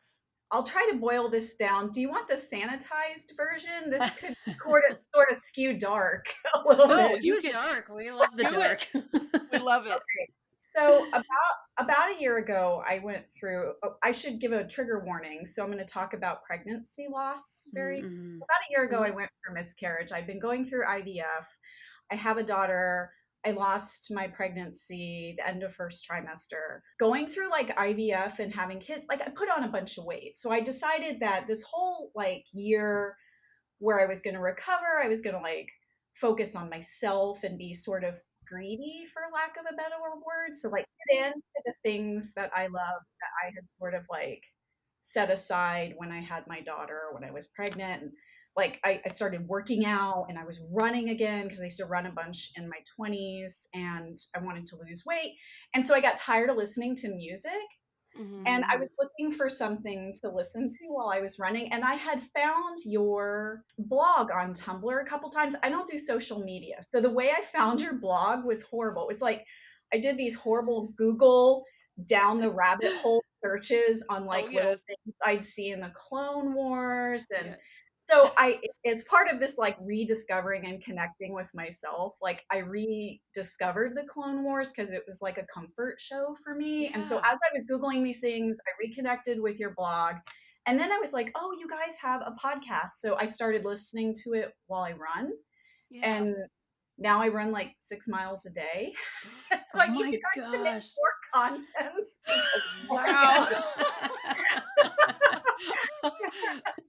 That is amazing. Oh my gosh. Like long-winded. That was how I got here, but it's amazing though. Well, 2 things right off the bat. Number 1, we're so glad that we could be a part of that journey in some small way. Number 2, you are incredibly strong. For coming through that and bettering yourself, finding yourself, taking care of yourself, and we commend that. 110%. Making that commitment to reconnect with yourself it can change everything about your life. And I'm really grateful for you that you got to have that for yourself. It's really important. So many times as moms, especially, you put that aside because you're needed so much. And so to have the opportunity and like you said, kind of the selfishness, it's not even selfish. There should be a better word for it, honestly. To reclaim who you are, I think is a beautiful thing. I'm so glad you're getting to do that. And Clone Wars is my comfort show, 100%. Right? I was agreeing. Seinfeld and Antiques Roadshow. Oh my goodness. Now those are 3 shows I would never expect to be in the same sentence, but I love it. It's so good. Well, it's a testament to how Star Wars brings so many people together and what it does for us when we need it and we have that show or the one movie or a whole trilogy. So we are right there with you. We did that episode about Star Wars and self-care because so many people we know, myself included, have gone through a really hard time. And it's one of those things that kind of got us through. It's a little baby blanket that you hold tight to your chest, and it's, even though Star Wars is pain, we kind of know what we're getting. We know we're in a contained bubble. It's like a safe place to go and explore and have adventures. I think it's actually, it brings people together, but it's also like a universal thing that people find it very comforting. Yeah. Now, with all that being said, the next question we like to ask is, if you can, could you pick an episode or moment from the show that stands out to you as one of your faves? Yeah, so it's not, I've been thinking about this because I knew it was coming. And I don't think it's like one episode, but I like when you guys get deep. Yeah. Like, so I went back and I re-reviewed some of the episodes again. Like, you kind of touched on it in episode 4, the one like, is Clone Wars a kid's show? Which, by the way, my 4-year-old has never watched Clone Wars. Okay. There's other Star Wars content she watches, but I don't know Noted. Clone Wars actually. Yeah, maybe wait a little while. A little while. A little much. We don't want to watch Mandalorian. Episode, and then when you touched on it in the Citadel, like, you know, Star Wars isn't necessarily black and white. Like when I was younger and looking at it, like, it's clearly just a story of like good versus evil, light and dark. But when you guys sort of like peel back the onion on like, well, a lot of the things the Jedi were prescribing to really don't make a lot of sense, and I find that fascinating. I'm like, oh, they're not supposed to have attachment. What are they supposed to be, robots? Like, it takes away all their humanity, right? So how can you Totally. actually serve the light? So anyway, kind of skewing into that sort of deeper territory, I think is really cool. But Well, we love to do it. I We think do, those yeah. those are the episodes we really enjoy doing. You know, there's the lighter ones, like, you know, the phases of Obi-Wan's hair, but then there's the then there's the ones where we got to get deep and talk about clones. What was the Republic actually doing? You know, things that are in this universe that have to be looked at. You know, there's so many ways to look at this. Well, that's why Star Wars is so great. You could take it on is. surface level and just be relaxed and entertained, or you can dig down and see that there's a lot going on under the surface with it. That's the best kind of media, in my opinion, because you can take it either way. Those are my favorite episodes too. When we dig deeper into stuff, the Mortis arc, the Luke's cave scene in Empire Strikes Back. Oh, I loved doing the research for that one. I remember just feeling like I can't wait to record. My mind is exploding every time I find something new about it. That was really She fun. comes with notes. I could write a dissertation on the Mortis arc and things that you pull. Everybody pulls different things out of it, and it's so interesting. So yeah, that is what when people are new to Clone Wars and they're like, should I watch it? I always say, when you get to the Mortis arc, you're going to realize why it was so good that you watched it. It's going to blow your freaking mind. It's so good. I love that arc. Okay, let's see. Are you ready to do some rapid fire questions? I'll try. I will do. I will not. I will do, or I will do not. Yes. Okay, there you go. There is no try. Yeah. If you could be any character in all of Star Wars, who would you want to be? Ahsoka Tano. Yay. Good choice. Yeah, I didn't even have to think about that one. Yeah. What is there to not say about how amazing she is, right? So yeah, she's from start to finish. Like, now that we're getting the older her, it just gets better and better. There's something about her that I connect with, like, on a deeper level, like the whole rebelling against the system that was sort of like closing her in, but she sort of knew that she has her own. I find her like a prototype for organized religion in some regards. Oh, yes, yes, absolutely. She has a morality underlying her that she doesn't need the Jedi code to sort of, you know, find her way, right? She gets it. So yes, that's an amazing point. She's a great example of, didn't she always say, like, follow your heart, or always do good? We have to, there was some line, I'm butchering it, I know, but she said something along the lines of, like, as long as there's someone that needs help, I'll help. Yeah. Mm-hmm. And I think that's an incredible example for any of us. I love her. Yeah. Yeah, she's cut from Qui-Gon's cloth, I think, more than Obi-Wan or Anakin and stuff. When we did our poll of who you think the best Jedi is, it was Qui-Gon was first, and Luke and Ahsoka were. They're all kind of a similar, cut from the same cloth, kind of, because they have a sense of not just the code, but like right and wrong, as opposed to just the code, and they have so much compassion for other people, but it doesn't get in the way of them doing their duty. That's God, I love them so I know. much. I'm just thinking like that is a top 3 that is Seriously. good, better, best, right? Like, Could you imagine if they were all Jedi together at the same time? Oh, it'd be so oh, good. if they had a temple of a new order. They should create their own. Well, ask me the one if I'm gonna be a Jedi or a Sith, and then Okay, let's do that one next, and then we'll. All right, well, Michaela, are you a Jedi or are you a Sith? I am non-denominational Force user aligned with the light Yes! side. I love that so much.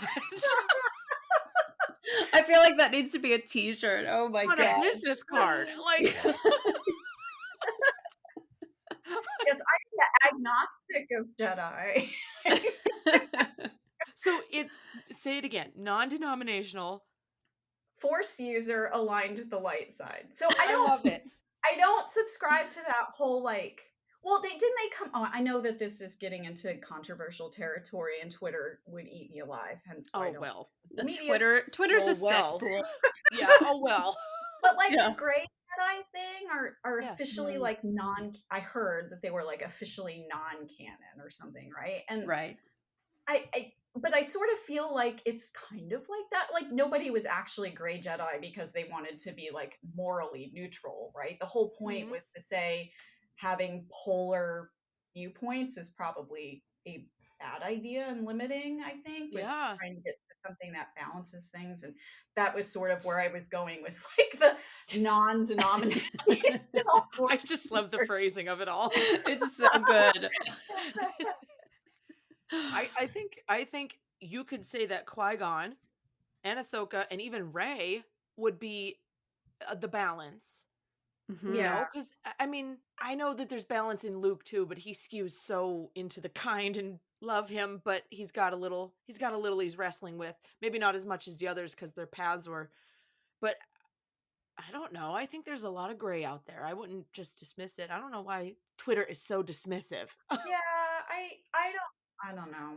I thought that Lucas came out, or somebody, maybe it was, I don't know. I just heard somebody said Gray was not canon, and I'm like, really? There's so much interesting stuff in the Gray, right? Yeah, there is. Oh yeah. I think that like just because they haven't said it out loud that it's not canon doesn't mean that that's not what the character is. You know, Yes. Mace was technically gray, wasn't he? Mace was a whole like entity unto himself, right? Because it's true. He invented that Form 7, but he walked a line where he almost used passion. Like you're supposed to use your energy, your feelings to fight, but that's not how the Jedi are supposed to fight. So he was able to use that really intense form, but keep just on this line of the light side. I don't know. I'm not I'm not a Mace Windu fan just because he's got like a major stick up his butt, but that's just him and Kiadi Mundi need to go over on this side of the of the what is it? The council. Just go sit over there. I don't dislike anyone more than I dislike Kiadi Mundi. I know, that's why I brought him up. She thinks he's such a stick in the mud.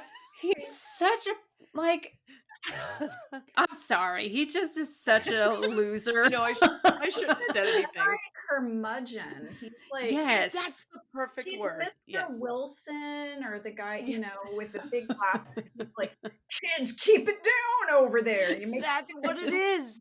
So that true. is what it is.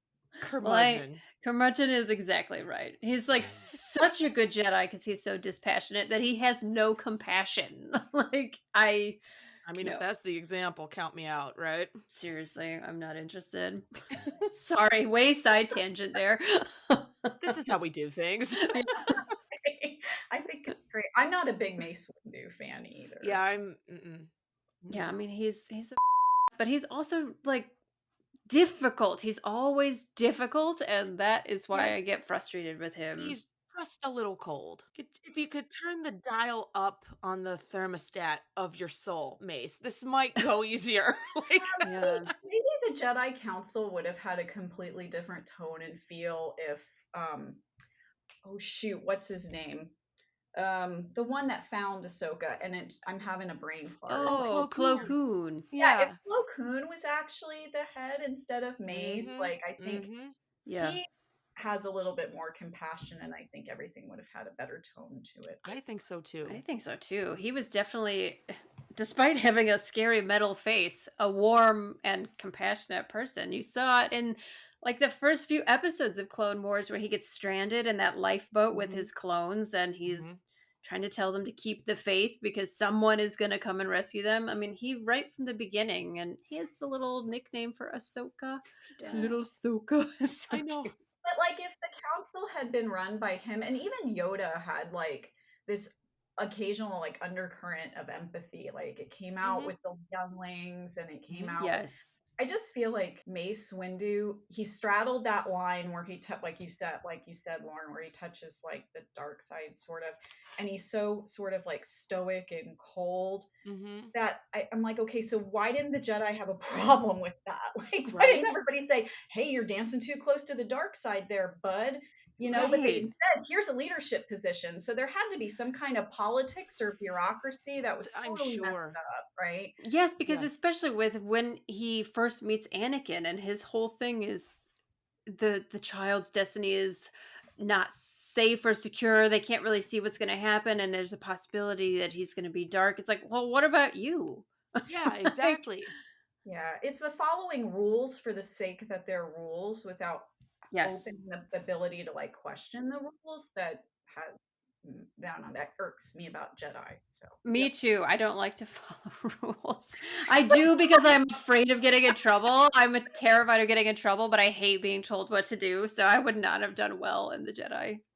I am such a rule follower, which is so funny though. In my professional life, I'm such a rule follower. Oh, I have to be. In my role. Yeah. Yep. I have to. There You are guys some would have been dumb. great on the Jedi Council then. Hey! There you go. I would have sat on the other side of the room from Mace and just gave him a side eye the entire time. Okay, last question. What color would your lightsaber be? Do you want to see it? Oh, I forgot you made That's one. right. Yes. Hold on, it's right here. Let's do it. That's so cool. Oh my god, did you hear it? It just sang to I did. I heard it. Is Why that is what? Oh doing my that? god. It Is the sensed battery you. running low or something? Oh my gosh, yes to this. Wow. Yellow, but Yellow. I love it. That's Yes. awesome. Team Yellow, high five. Because they're both sentinels over there. We They're are. yellow. What's her quote now? Non-denominational sentinel with emphasis on the light side. Yes. Sentinels. Yes, there you go. I love it. That's great. Great answers. Thank you so much for being on the show. We really, really appreciate you and all the support you've shown us. It means a lot. Yes. And for being so open too. oh, Yeah. thank you. I hope I wasn't too open. Not at all. I really, really enjoy the show, and it's been really like a great comfort and entertainment for me on my journey. And like I said, now I need you guys to make more. Oh, don't you worry. I run out. Like I'm like repeating things now. So We'll see you at the 200th episode and the 300th episode and the 400th and the big 500. Okay, I'm getting ahead of myself here. But seriously, thank you. Thank you for having us along on your journey. It's a huge honor. Yes. Really. So I would like to welcome our next guest on the show, a patron, a friend, someone who has been with us from the very beginning. Adam, Jedi Master Adam, welcome to our 100th episode. Yes, welcome. Thank you. It's awesome to be here. You have been so supportive of the podcast from the very beginning, and I just want to take the chance to thank you for that. And in person, with air quotes. Yes, actually, we've all met in person, and that really solidified the word friend, in my opinion. So, not just a listener, you know. Yes, I know we got to do celebration together, which was Yeah, You guys got to do it all, and I was out. Now this year I'm the odd man out. So next year, or whenever the next one is, we will all do it Yeah, together. we will. Oh my gosh, that'll be Absolutely. great. I know they're taking what, like 2 years off until the next celebration or something. They can't handle the awesome. It's true. It's true. So we want to ask our patrons and our listeners about the experience they've had with Most Things Kenobi. What's their favorite episode? How do they find us? What's the community been like for you to participate in? So just to kick things off, do you want to tell everybody how you found the podcast? Sure. So I was in the height of COVID looking for a Star Wars podcast. I wanted to feel part of the community and just hear people's voices and be excited about Star Wars again. So I started looking into Star Wars podcasts, and it was overwhelming. There are thousands of them, and I had no idea where to even start. So I really just started looking for things that matched my personality and things that were interesting to me.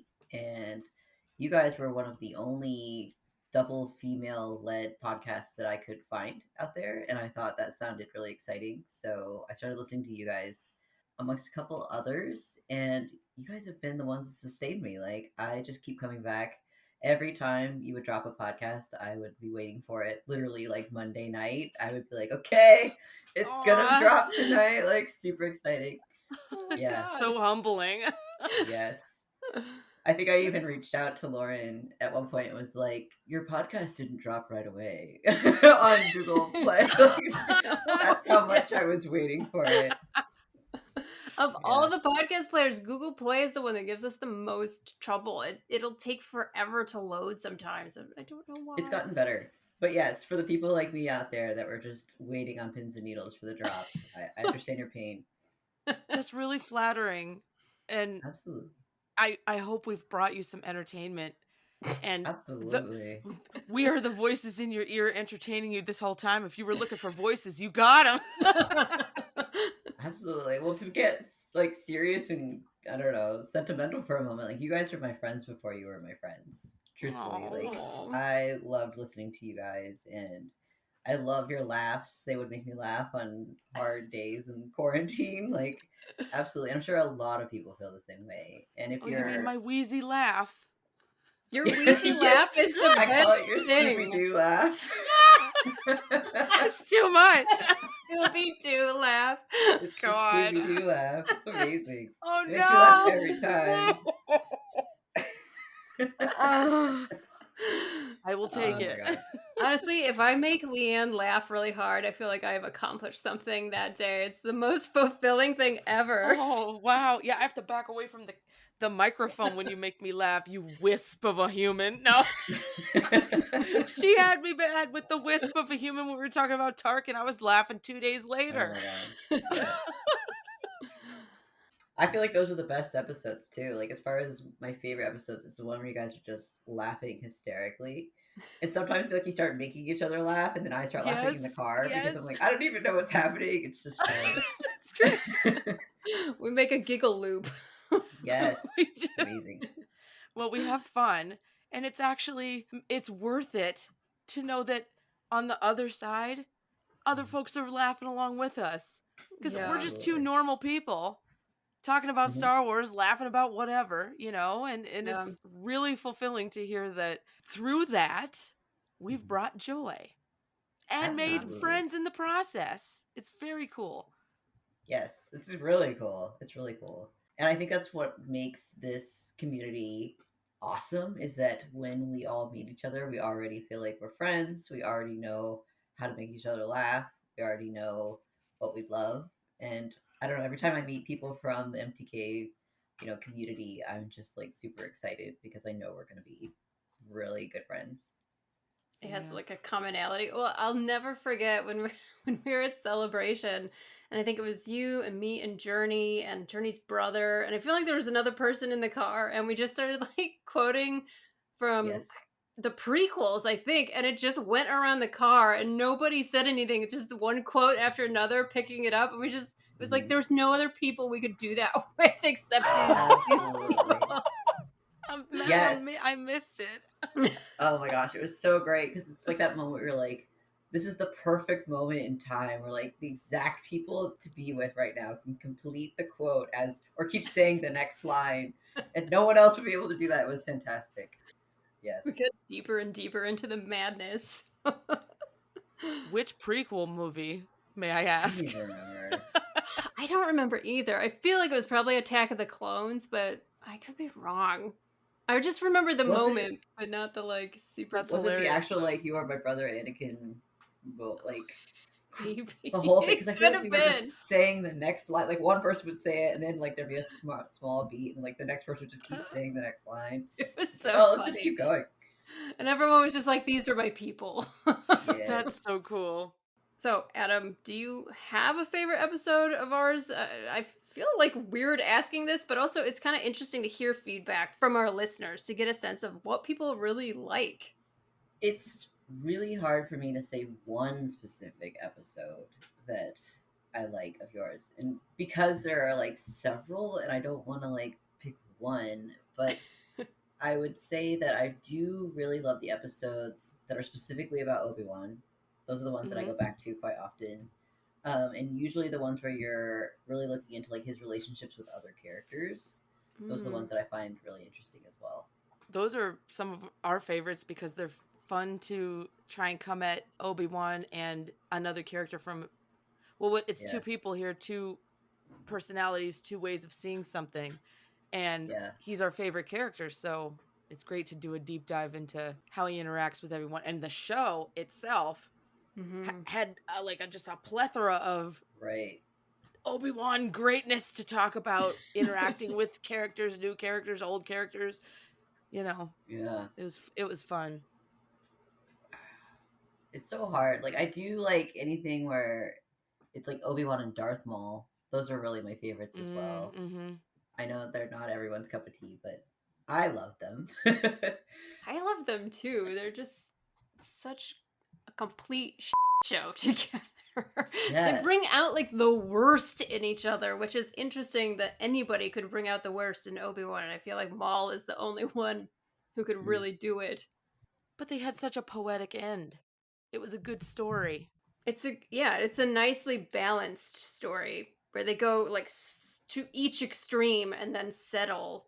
I think it's actually pretty rewarding for the audience to have that full arc to go through.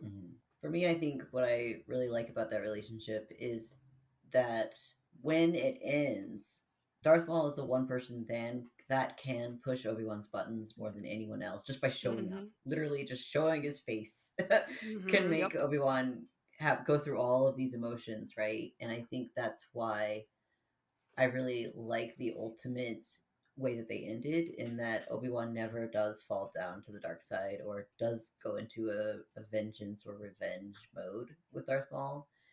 And that to me shows the strength of his character. I think the best, I mean, it's hard to say the best, but out of most of his relationships, that's the one where you can really point to that and say, look how strong he is and look what he overcame. There's also Vader, I suppose. That's a pretty good one too, but you know. It's pretty good. Well, Maul's been there before. Well, just barely, but before. Just barely before, yeah. Yeah.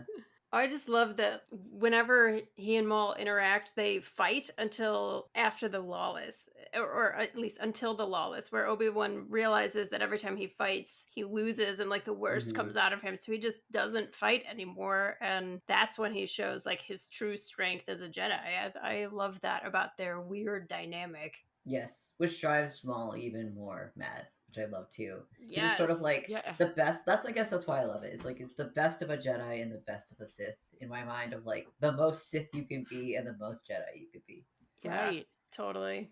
It's funny because so much was taken from Obi-Wan through Maul. Like Maul was the reason he lost so much, and it only made him stronger in the way of not falling for it. You know, that was Maul's like, I'll get him this time, you know, and it just never worked. And he still gave Maul a very gracious ending. Yes. You know, Obi-Wan is the example of a person I wish I could be. Me too, but without all the sadness. Yeah, without all that loss. Yeah. God. Are you ready for rapid fire? Oh gosh, I hope so. Okay. If you could be any character in all of Star Wars, who would you want to be? Cal Kestis. Ooh. Nice. Good answer. I like that. Very nice. I think you were even kind of like bounding as Cal when I first met I you. was. Yes, I adore him. Very cool. Well, I could ask you what if you could wear one costume from all of Star Wars, what would it be? Would it be Cal's outfit? One costume though.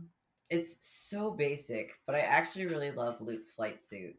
The orange flight suit. There is nothing wrong with that. No way. I love it. It's just iconic.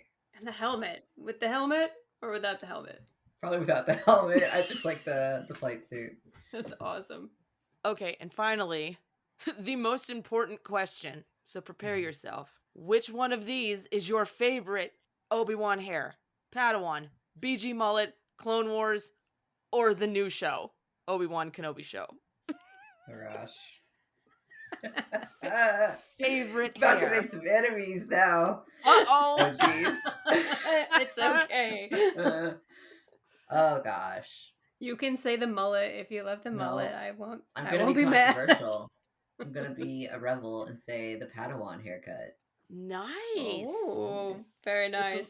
With the little braid. with the little braid. Yep. I Little love the flat little top. mini ponytail, the little Yeah, braid. the little flat top. It's iconic.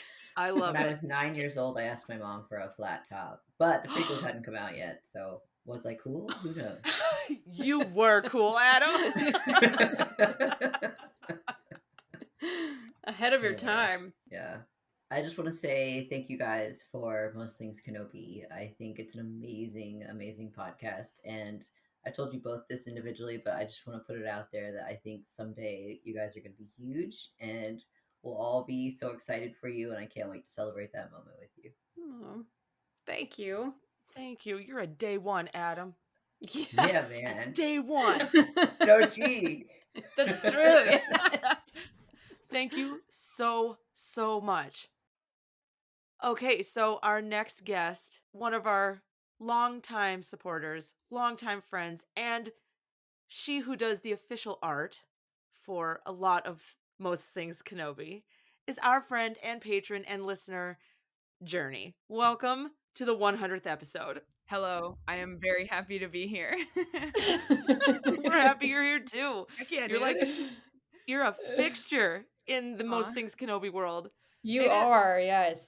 Well, thank you. I mean, I'm honored to be friends with you guys. You guys are so super cool, and I feel very underqualified. Oh no, man! Everyone loves your art. You're like the face of MTK at this point. Your art is. You know what I mean? Aw. Seriously. Well, it's fun doing that stuff for you guys. Really, I'm like, yeah, it's always a blast. I'll do whatever, whenever. We are forever grateful, honestly. Yeah. If you received a Hello There 2023 card, that Oh my is god, I Journey's did! art. I forgot to say, I did get your card. Yay! I like grabbed it on my walk to school, and I like read it on my walk to school. I was like, oh my god, this is the cutest thing. Thank you. Well, thank you for doing the art. Oh my gosh, the art for that, just every time you sent me a new like draft of it, I was just like, oh, Leanne, you have to see it. It's so good. I know, it was great. It's just like a random idea we came up with when I was with you. Your voice call or voice messaging back and forth, and I heard you laughing in the background, Leanne, like talking about the idea to like give Obi-Wan the Hello There 2023 classes. Yes. I'm like, oh, this like this meme drawing has to be made. It has to be done. I love it. I'm surprised no one has done it before. It seems kind of like an obvious thing to say hello there to the new year, but Yeah, we did it first. Exactly. We did it first. We set the milestone. Yes. Yeah. So one thing that we're asking everyone who's on the show is, how did you find us? Like, how did you become a listener? Because we're curious. I know exactly how. So tell us. Yes. So when I got into Star Wars, it was, I think, about 2 years ago, like just over 2 years ago. And I got into it by my like coworker and my friend just kept yelling at me to watch The Mandalorian. And I finally did. And then I'm like, oh, I get it. And then I thought I would just end there, but then another friend of mine's like, yo, I had never expected you to ever watch Star Wars. Like, now that you've seen it, now that you've seen The Mandalorian, do you want to watch the movies? So I'm like, sure, and not expecting to really get into it, but when we got to the prequel movies, it was, I think, in Attack of the Clones, when there's the scene where Obi-Wan goes to Dex's diner. I was like, oh, I like this character. So like I kind of just spiraled from there. I'm like, oh man, I thought Mando was gonna be my next favorite character, but then Obi-Wan took over. I'm like, oh man, new favorite character. I sense a new fandom really coming on. And so like it was like such a painful self-aware thought, like, oh no. But yeah, I ended up loving the prequel films, and I watched the Clone Wars as well and got into Star Wars, and then I got into the fandom too. And I've always drawn a lot of fan art like my whole life. That's what I do in my personal time. It's like 90% fan art, just because it's what I enjoy thinking about. And it's like fun to take the characters and like come up with new stories for them and whatnot. And I'd had like social medias for a little while at that time, but like nothing big. I switched fandoms a lot, so like I'd like no following. It was just something to do kind of small on the side. But when I got into Star Wars, it's like the first really big fandom I was in, and I posted a couple drawings I did, and like slowly they got a bit more traction and stuff, and I was like on Tumblr a lot as well and everything, and then AO3, and then I found Lauren's Jedi and his Duchess fic, which like I read it and I was like, oh my god, like this is at the time I was like this is everything I could have wanted out of like the what happened during the year on the run with Obi-Wan and Satine, because I was really into that at the time. And I remember commenting on it, or no, it was like I subscribed to it, and then the very next day you updated it. So I commented like, I just binged this all yesterday, and then you updated it. Like it was perfect timing. And then so I like kind of followed you that way, and then like I saw you had the Tumblr account and an Instagram, so I followed you there.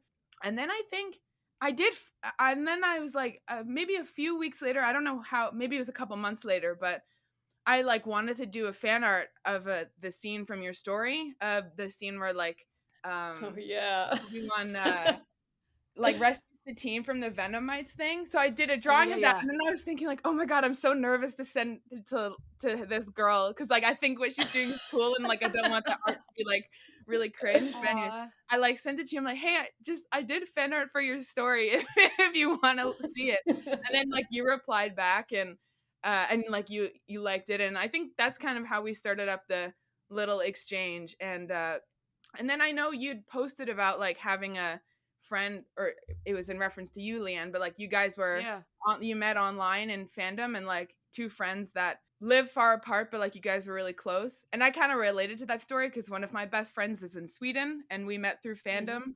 And I don't get to see her much, but like we're still really close, and it's always super magical, like going to be able to meet in person. So like I related to that story a little bit. But anyways, and then I remember May 4th came around, and that's when you did the first episode of the podcast. So sorry for that long answer. But like that sort of I remember like when you started the podcast, I was like, oh man, like that's so cool. And that's when I started listening, and like it's really the only fandom podcast that I actually listened to consistently. Really? Yeah, it was really fun. I like what you guys do a lot. So yeah, that's how I came to. I was gonna say, I thought that we had been friends before the podcast even started. Yeah, it was like a couple months before that. Like it's when like I found your story. Yeah. Yeah, I remember your comments because they were awesome. Comment on them. Not surprised. I should do that again. I'm sorry I haven't. No, it was yeah. I loved it. It was great. For anyone who doesn't know, the Most Things Kenobi blog on Tumblr was the first thing that ever happened, and Lauren started that long before she ever met me. And how didn't you just celebrate the anniversary, Lauren? Yeah, it was 5 years in the very beginning of March. Yeah. That's so cool. It's been with me through thick and thin. Yes. Evolution of Lauren. Yeah, pretty much. I was just like, oh, it's the power of the fandom. People can meet each other and find each other and then go to celebration together like you guys got to for the last celebration. And now we all know each other, you know, in some way. yeah, I like fandom is incredible. I'd never gotten involved in a fandom to this degree as with Star Wars, and like I would. It's just so cool getting to meet people, especially like you guys. Yeah. You know, it's really cool. Like there's a lot of really cool people. I'm going to trash talk people who think that you can't make good friends online because Hard to that's false. agree. Yeah. I feel like it would have been really helpful to have this sort of thing back when I was in high school. Yeah. Said back in, what was that, 20, my high school 20-year reunion is this year, which is Oh my insane. Yeah, and we don't need to terrifying. talk about that. Mine was 2 years ago, so Well, yeah, and it's like back in the day, liking fandom was not cool at yeah, it all. wasn't. So It wasn't. I had like my little Lord of the Rings friends that we Yeah. didn't talk about it to anybody except each other. And it yes, was hush hush because we were all nerds. Yeah. Now it's like, who gives a right?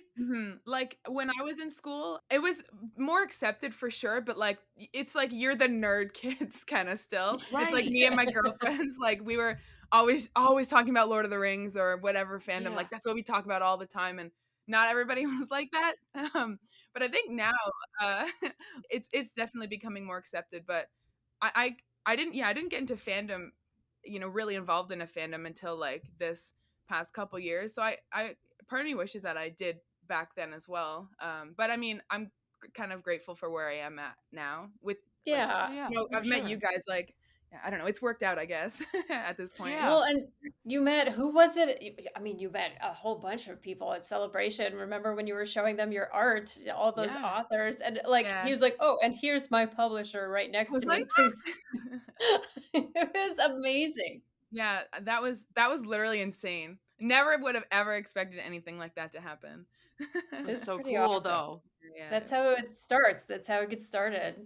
So Journey, do you have a favorite episode or a favorite moment from the show that you can think Um, of? So yeah, I have, I think, two favorite episodes. One is is the it was from like a year or so ago, but it was the is Obi-Wan a cinnamon roll or bun, whatever. Oh yeah, yes. That just because the title cracks me up a whole lot. But that was a fun one to record. Yeah. I love that. But also, I am so passionate that he is not. He's Thank not like you. Exactly. He's not just like a silly, like needs to be protected. Like this dude is Yeah. kind of violent. Yeah. Right? And like, I don't know, man. He's super tough, can handle his own, stuff. Oh, Yeah. for sure. He's not a sweet, gooey, sticky bun. He's not. No. He's not. Thank you. And I just remember making like a Tumblr post ranting about that too. After Did you? someone asked me like, I think someone asked me like, "What's your controversial?" It was some.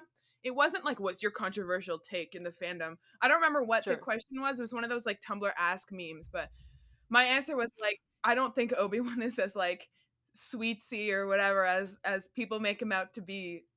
Yeah. He's a warrior, for He's sure. tough and Yeah. he is heartless sometimes. Yeah. He'll do stuff where you're just like, wow, that wasn't very compassionate.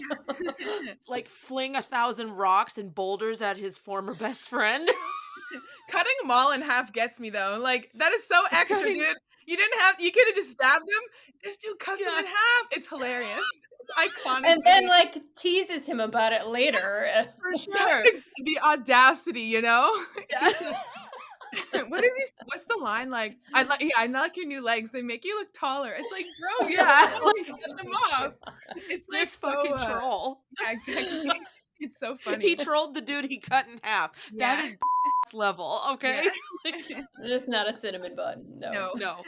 And the other episode I liked a lot, which I actually re-listened to a while ago, kind of in preparation for this, was the interview you did with Jenny, where you guys are talking about like creativity, and like how the normal school system didn't work, and that there's like so much self-doubt with art, with creatives, and that like but or whatever. It's just a story I related to a lot because I didn't ever.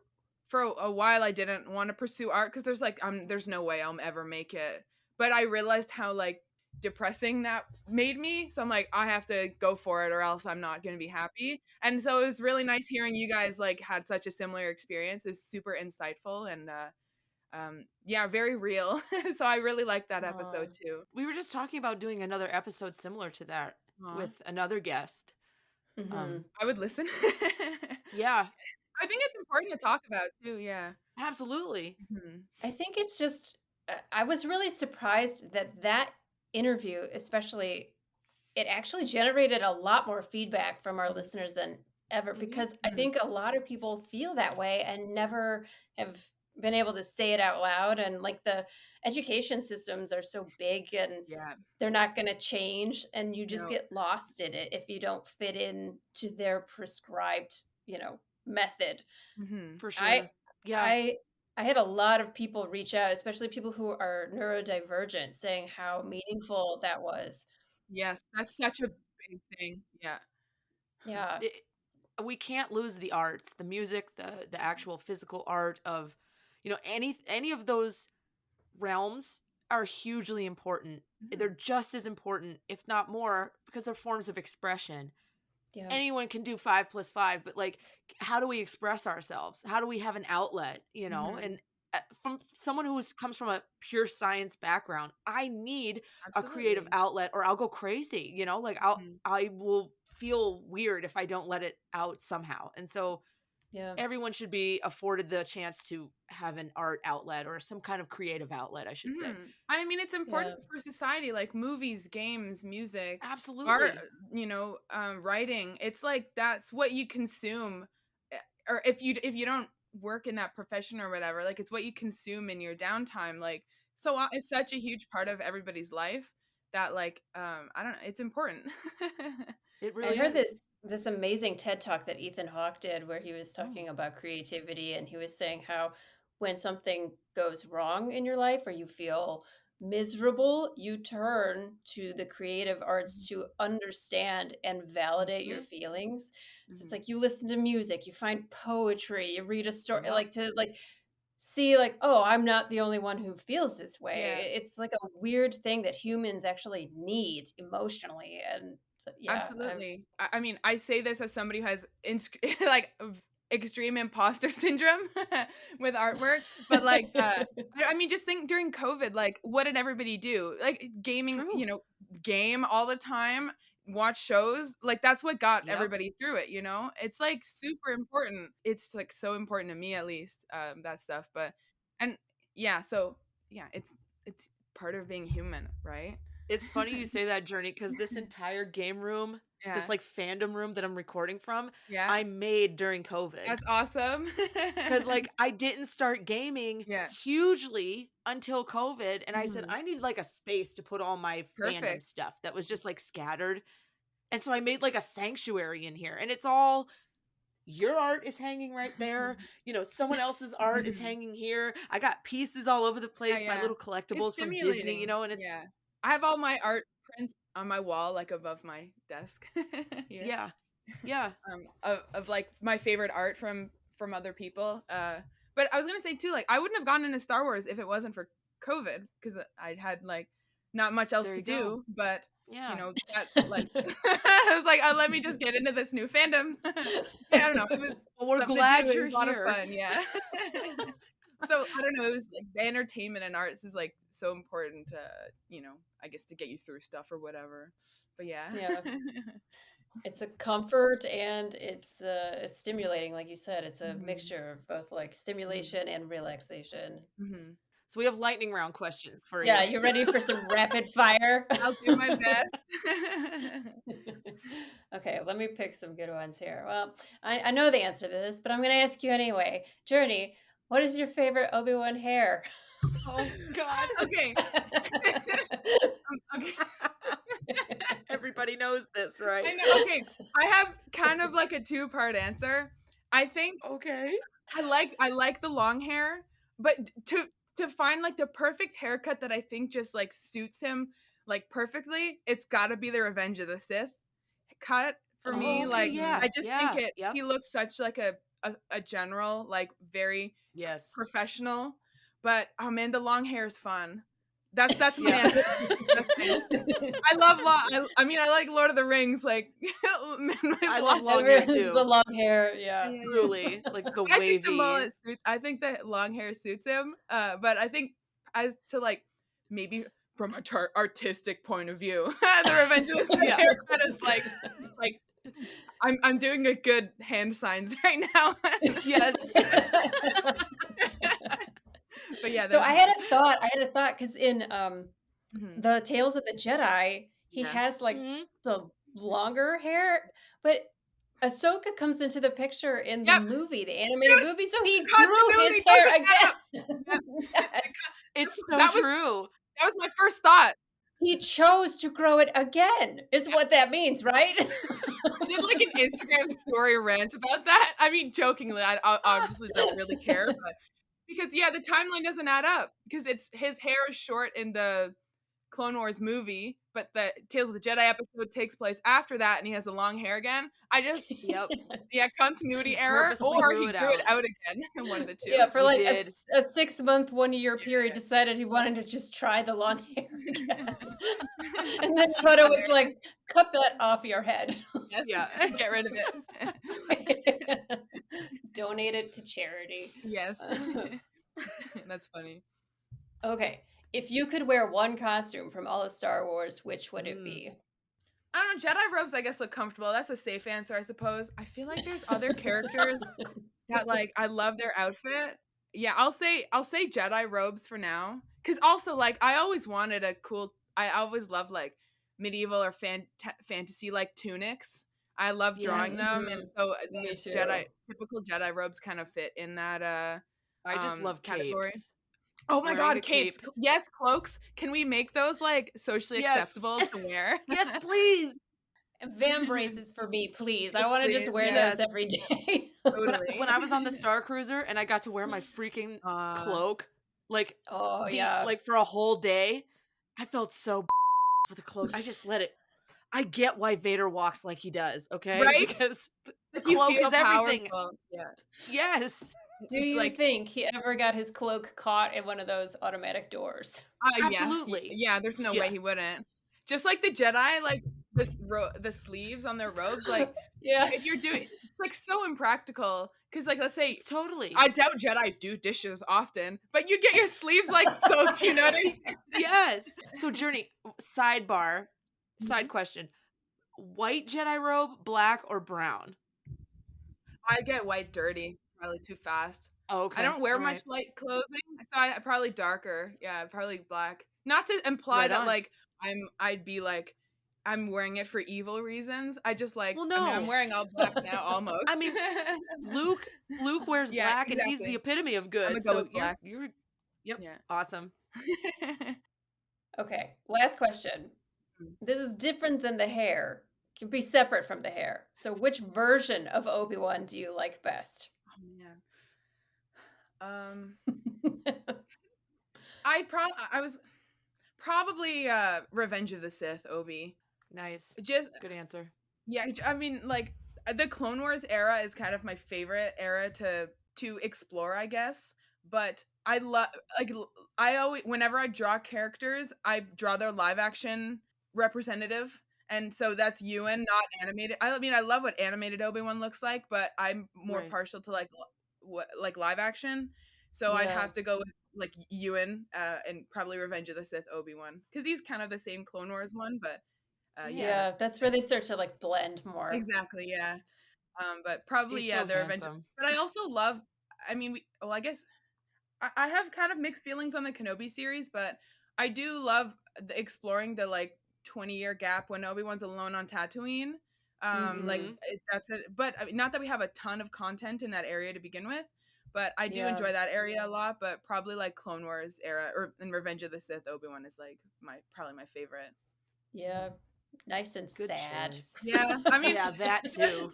Another thing, when I got to the end of Revenge of the Sith for the first time, I was like, so this guy's all alone on this planet for 20 years, and like everybody, he's like. All his friends are dead. That's so sad. This is like peak favorite character material. They like give you all you need. It's like he's a nice guy. very, well-mannered, and he has a sad story. I'm like, oh, they're calling me out so hard. It's ticking all your boxes. That's it. It's kind of, I'm like, I know, I mean, I still surprise myself with like new stuff I get into. I'm like, whoa, I didn't expect to like that. But Obi-Wan is kind of like, all right, there's the culmination of my whole life has led to this character coming into my life, or Yes. however you'd say. It's kind of funny. I just love that. I love that so much. It's amazing. Well, thank you so much for being on the show. Of Thank course, you for being thank a you guys. supporter, and thank you for being a friend, because you are it. Well, thank you guys for being such good friends to me. Like, I'm not joking when I say like how grateful I am for your friendship, and like you guys really mean a lot. And I hope, Leanne, I'll be able to meet you one day. I'm sure I will. You will. And I hope I get to see It you will again happen. too, Laura. I don't know. I don't take you guys for granted. I'm very, very honored and grateful to talk with you guys and like be a part of the community. And yeah, you guys are two super solid people that like I'm so glad to know. Thank you, Right back Journey. at you, girl. I mean, Same. Hard same. Yeah. Do you want to say anything about like your art and like where people can find you? Yeah, please. Sure.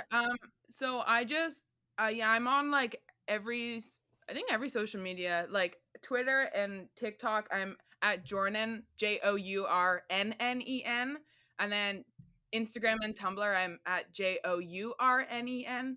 Journen is my username. And I just post fan art and share like funny memes. That's about it. I mean, yeah.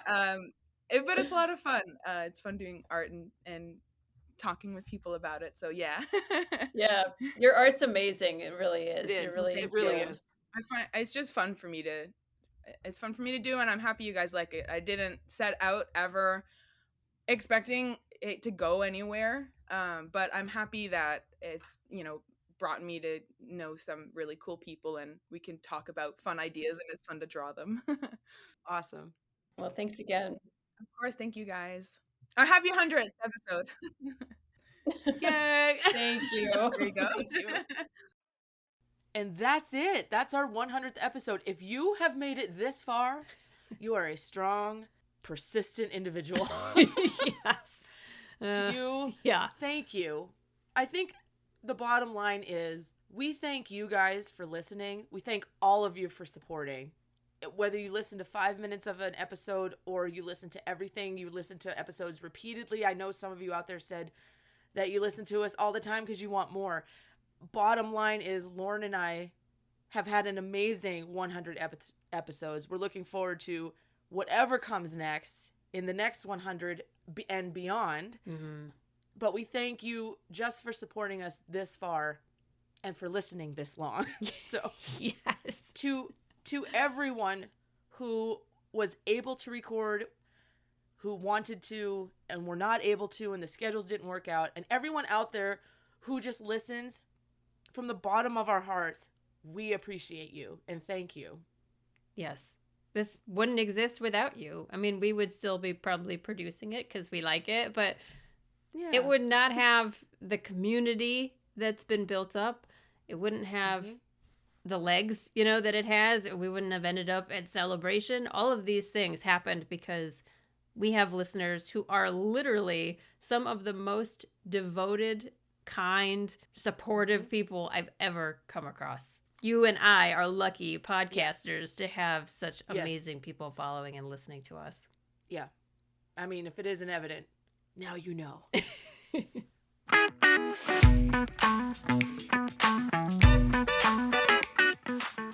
Thank you so much for joining us here on the Most Things Kenobi podcast. We appreciate every single one of our patrons and are grateful for your support. If you'd like to support the podcast and become a patron as well, head over to the Most Things Kenobi Patreon. As always, you can follow us on Tumblr, Twitter, Instagram, and YouTube, and don't forget to subscribe on your favorite podcast player. If you enjoy our podcast, feel free to rate us on Spotify and Apple. And if you need just one place to find all of these, head over to mostthingskenobi.com. So until next time, the next 100 episodes or more, my space twin, may the force be with you. Always.